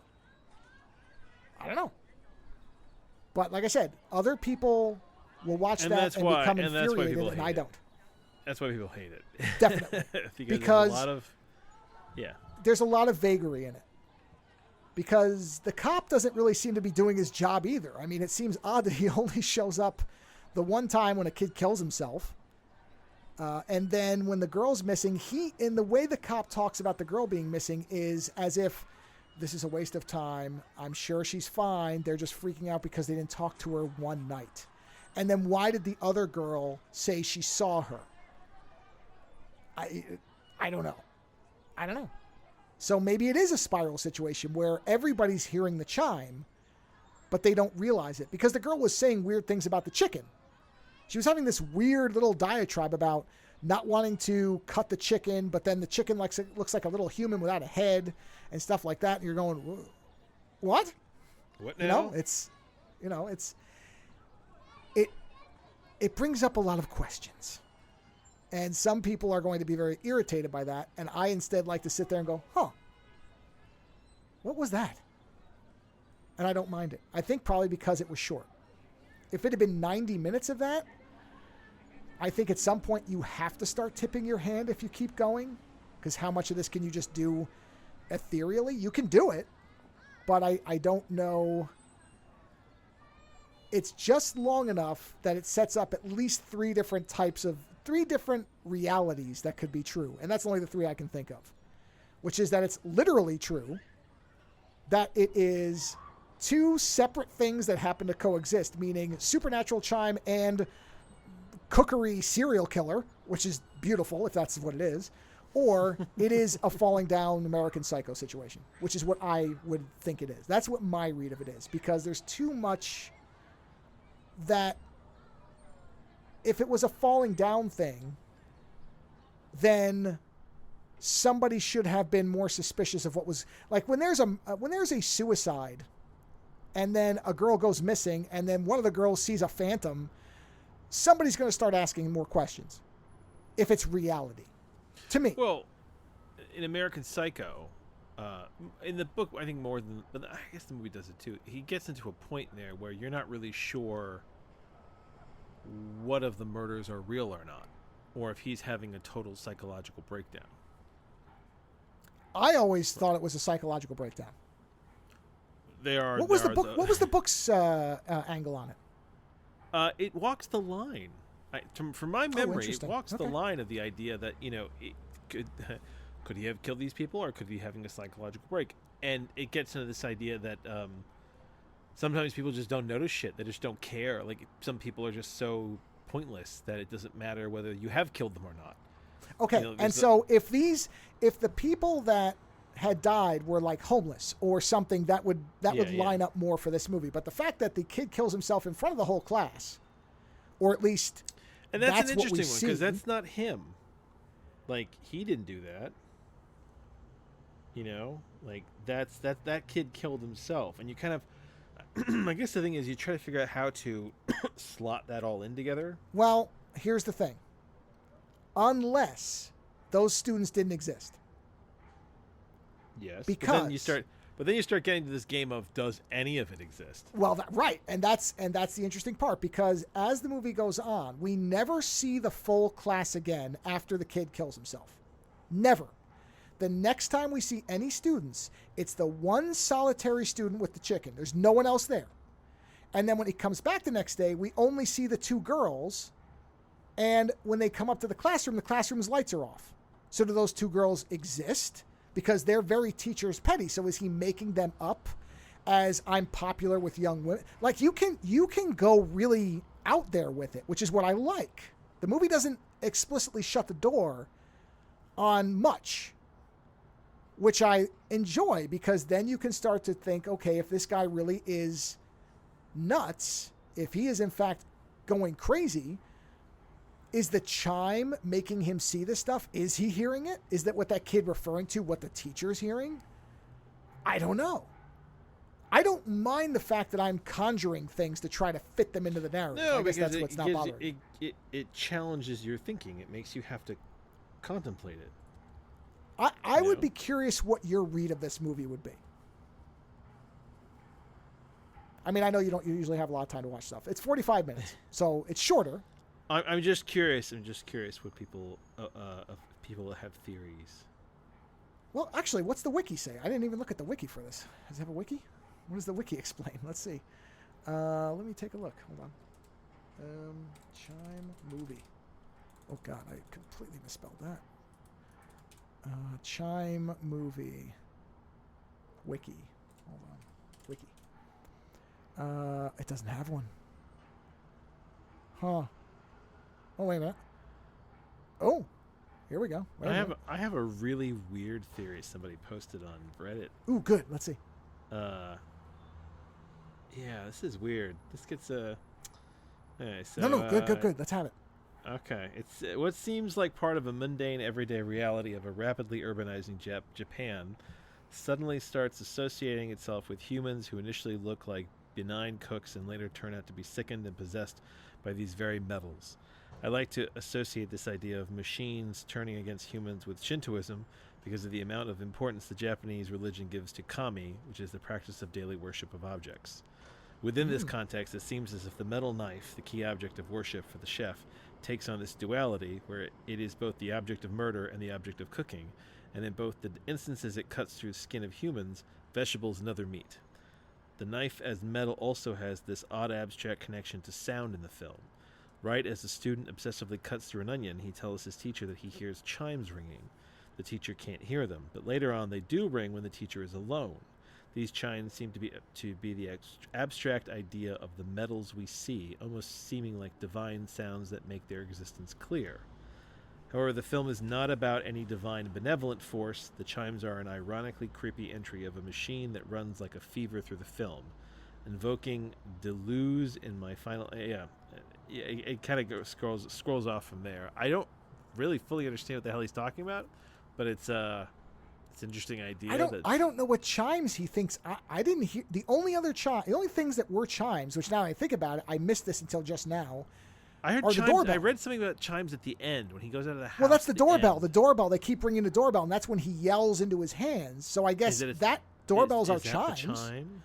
Well, and it's like a typical like doo doo doo, like it's a normal doorbell. Oh, here you go. There's a beautiful Reddit here that says, "Anyone want to take a stab at explaining chime for me?"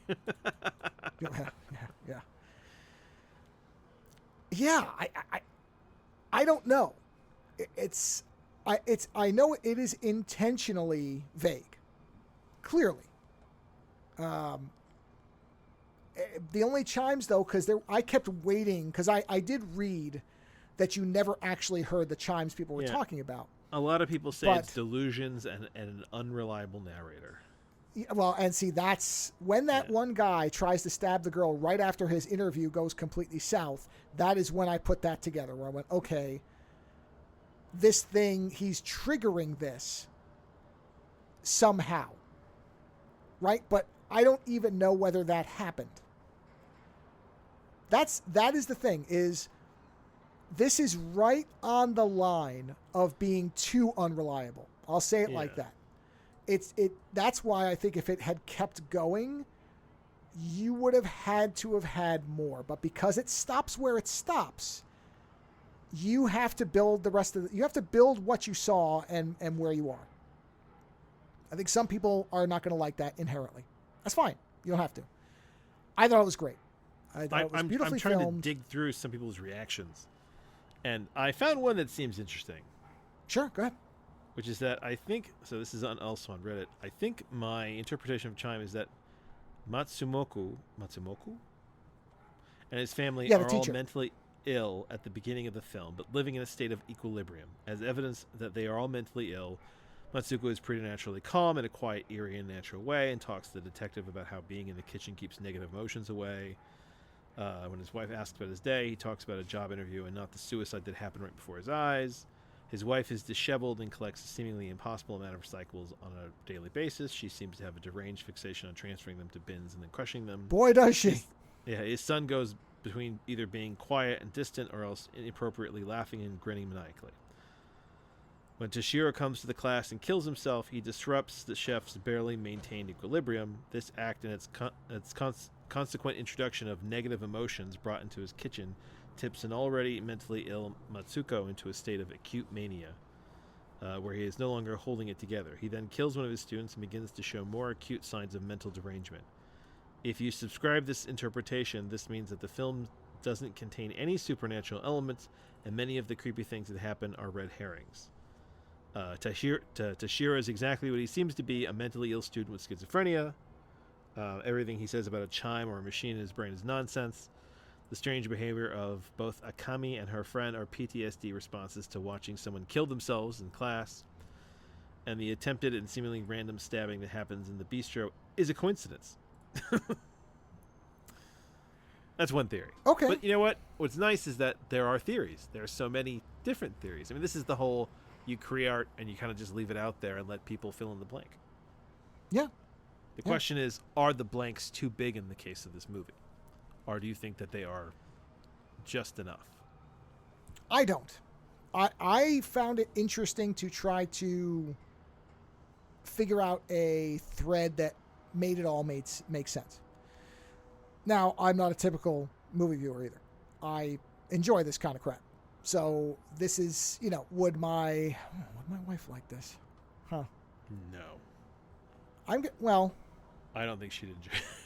I think she would not know. Yeah, I think she would be like, well, wait, so what was happening? I think she would be looking for another 10 minutes.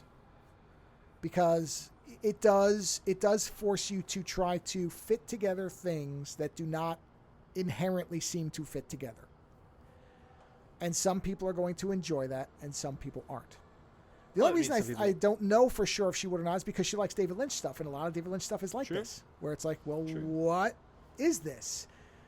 So yeah, is it giving you enough to create your own narrative? But some people want more narrative. I mean, that explanation absolutely fits the movie.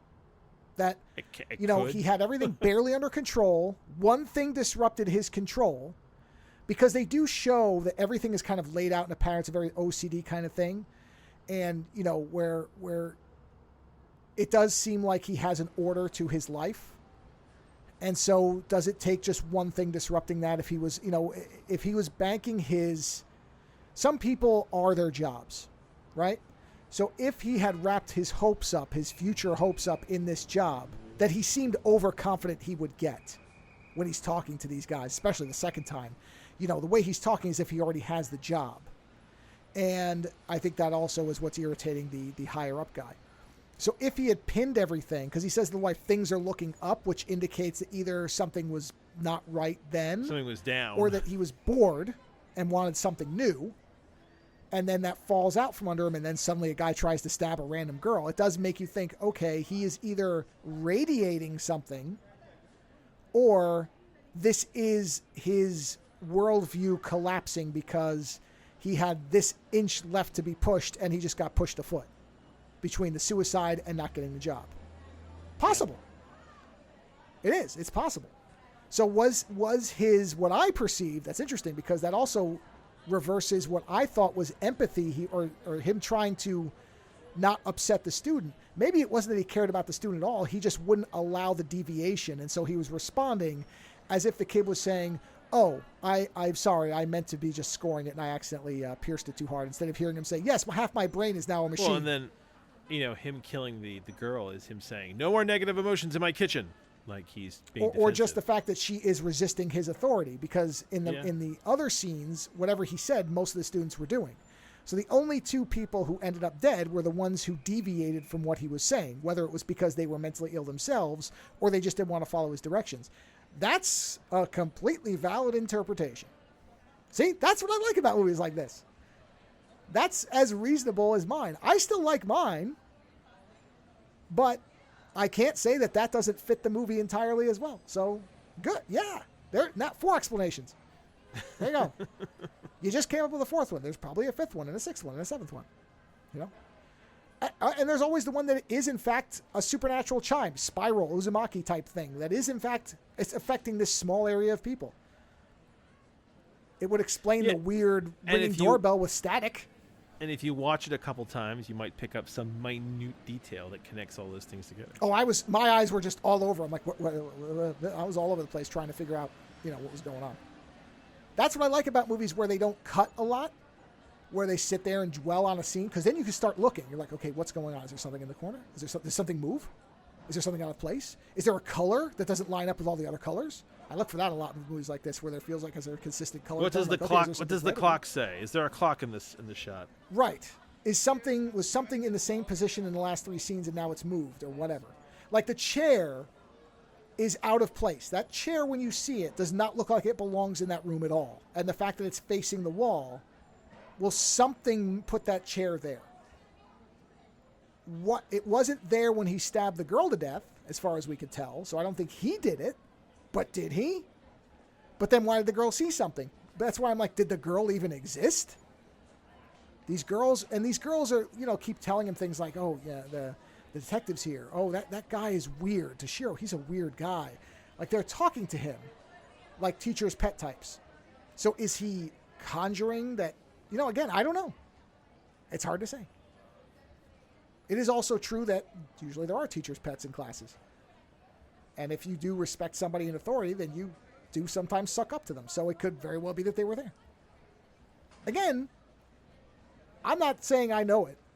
I, in fact, love the fact that I don't, and that you came across a Reddit theory that is a rational explanation that fits everything the movie shows us. That's great. That's what I like in movies like this. Because if somebody else can come up with that, it means that it isn't just random images that I'm trying to make seem interestingly ambiguous. No, they are, in fact, ambiguous in a way that can work for different people. That's a success for me. So you set off the pattern recognition. You're trying to find the pattern. You're trying to find the narrative. Yeah. And it can just be metaphor. It could be that these are just images that are commenting on something that is of a different culture, and that's why it doesn't make sense to me. Somebody in Japan could watch this and instantly know what it's commenting on. And I don't. That's fine, too. I can just enjoy the beautiful visuals and the neat sound design. I'm okay with that. I wish it was easier to figure out how to watch it. That's the part that's really fucked up. Forget the guy stabbing the girl. Why the hell is this a partially available video that then the owners can do? That's the true unknowable mystery, is why the fuck anybody thought that was a good idea. The movie, maybe it's easier to interpret. The limited quality of it. By making by creating an element that you can't just get your hands on it ups the value of the movie. I suppose. To certain people. It also limits who's going to see it, and it's already a challenging film, and I don't think that helps art. But that's just but it does help the interest. It does help the mystery of the movie, doesn't it? I mean, there's people that'll be like, "Oh, did you hear about this movie? You can't just get it. It was almost like an NFT or something like that." But not if it's a polarizing film, because you said you saw a bunch of ones on IMDb. Now, let's say somebody was vaguely interested and they see a bunch of these movies. Oh, this movie has no ending. It doesn't have an explanation. Now, some people like me will take that as a hey, but others won't. But the people who are looking for this movie are the people who will read that and be like, "Oh, now I really want to find this movie." I'm not going to say that's wrong. You know what? I also think that it's email the director. Okay, sure. No, Well, okay. listen. If I had to guess, he'll say, well, these people came to me and said they'll give me $5 million to film whatever I want for 40 minutes. I did it. I'm not blaming the director. You're a borderline journalist at this point. You interview people. Oh, boy, am I not. Well, but, I mean, I think you have the ability to at least take these shot-in-the-dark emails. Oh, sure. And I mean, granted, you probably need a translator. I don't know if he speaks English. But I mean, it'd be interesting to ask some of these questions. You know? I will look around first and see if there was an explanation. I didn't, I'll admit. I'll look around. All right. But whatever the reasoning, in general, my opinion, just me, is that I don't know that there's ever going to be a true justification for limiting exposure to art, whether it's through mystery or intrigue or anything else. I would much rather, if it were up to me, have put this on Shudder or Mubi or Criterion, where, because a lot of things I have found, because I just happened to read something and it sounded interesting, and since it was there and easy to watch, and I go, oh, 40 minutes? Okay, I'm going to watch this. Would most people jump through the hoops that it seems you would have to, or be randomly lucky to find a YouTube channel because they keep shifting, which makes me think these are illegal? Even though that one article said you can do whatever you want, I have to assume that there's probably something that says you can't just display this for free. I'm just guessing, but people are, just like they do with a lot of stuff. Like you've said, you saw most of Deadpool Wolverine in chunks. I did, yeah. Yeah, there's ways around it, but I don't think that's a good way to have people find things that are interesting. Okay. That's just my opinion. Apparently, you know, it was released as part of a new streaming service in Japan. Okay, well that's okay. Yeah. But I'm guessing you can't get that here. No. Well, that's a shame. That's all I'm saying. I'm not saying you shouldn't be allowed to do it. I'm just saying. Was it roadstead.io? Roadstead.io. But I don't think you can just go there and do it. From what I was reading in that Verge article, it's not that simple. Yeah. You can't just go there and do it, because you have to be hooked up with one of the people who owns one and have to see if they'll rent it to you and for how much and for how long, which is just bonkers. Yep. Well, either way, I mean, you know, there is an access point to it. Yeah, there are multiples. You know, things like this. I wish that it was easier for people to just stumble onto things and experience them and not have to go hunt for them all the time. Like, don't get me wrong, there is a value in putting some effort into seeing something. But and this is the thing, there was a while back, who was it that said this? Who was the comedian whose wife passed away? He did the big Patton Oswalt. Patton Oswalt, right? Patton Oswalt. I knew once you said that who was. Yeah, the internet took away the ability of nerds to go digging and to go find things and whatnot. Like, he made it sound like the internet put an end to all that, right? And that somehow it was the finding of things, it was to go hunting for things that gave them more value. I think there's a whole group of people who it's the hunting, it's the finding of it that makes these things valuable. I mean, Patton Oswalt is one of them. I mean, he basically said it right there, that it was the hunting and the finding and being part of this exclusive group of, oh, did you see that movie? I haven't seen any copies of that movie. Well, you have to find a special copy of this movie that you can only get on VHS and yada yada yada. This is kind of like that, because on one hand, we all want to have access, right? But there are people out there that don't trust access. They feel like if anything is accessible, it loses its kind of magic. There are people out there who want it to be limited. They want to be this thing that only an exclusive group of people get access to, who really go looking for it, right? And this. You know there's people out there like that. Yeah. Oh, I used to be one of those people. I used to think exactly like that, and I think that now is a very juvenile mindset to have. Because, yes, there is this idea that, we all know this secret thing, right? I used to think, we're part of the in crowd. Yeah, nobody, I'm one of like the 80 people who seen Buckaroo Banzai and thought it was a great movie. Ha ha ha, you idiots don't know anything. But now that I'm older, I'm like, that's stupid. I'd rather 1 million people saw it and all were like, this movie is excellent. And more people should see it. Then there's a shot at getting more of it, yeah. Yeah, because I don't know. Here's what has changed some of that for me is that all sounds great from the person who's the kind of collector's perspective, right? But as the person who's creating the work, unless that's your explicit intent, in which case that's a different thing. If you make something and make it intentionally something that only the people who dig will find, and maybe that was this, I don't know, so I'm leaving that door open. Maybe that is what was behind this. It is listen, possible. they put the movie on a streaming service in Japan, so clearly so I'm thinking not. There's distribution. But unless your explicit intent is, I want this to be a treasure hunt that will take you 40 years of your life and hunting through every dark corner of every single random building you see to find it, fine. But outside of that, I would like people who are creators to have the biggest audience they can have on the off chance they will get some support for what they do. The shielding and the hiding of things is why artists die in gutters, is because no one is seeing their work and appreciating it. So that attitude to me does not serve art nor artist. So I have never had this attitude, and that's because but that's what I'm saying is that's why it changed. Is I started to have more of a realization of, most of these people who make the cult stuff never got to do what they wanted to do because no one saw their stuff. The thing is when I was younger, I really loved movies like Blade Runner and things like that. And as I got older and realized that those movies were flops, it made me very sad because it makes you realize that a lot of what you like is counterculture. It's not part of the hub. And I don't feel special for that. It makes me worried, and it makes me realize how hard it is to find the things that I want. Yes. And like books go out of print. This is like the Frank Herbert thing where it's like, I love Frank Herbert. And I'm not special because I've read all the Frank Herbert books beyond Dune. But I'm annoyed because Frank Herbert wrote a lot of shit that was really incredible, and it's really fucking hard to get right now because everybody wants Dune. And it's that kind of thing. It's the whole, I wanted you to read a copy of Rogue Moon. That wasn't that fucking easy. And it's not... Right. Like, I have never had that in-crowd mentality. I always wanted to share the cool things that I found. But it's very hard when, they're in a limited quantity. And they're, and you still have that in publishing. Where, you can get everything on Kindle now.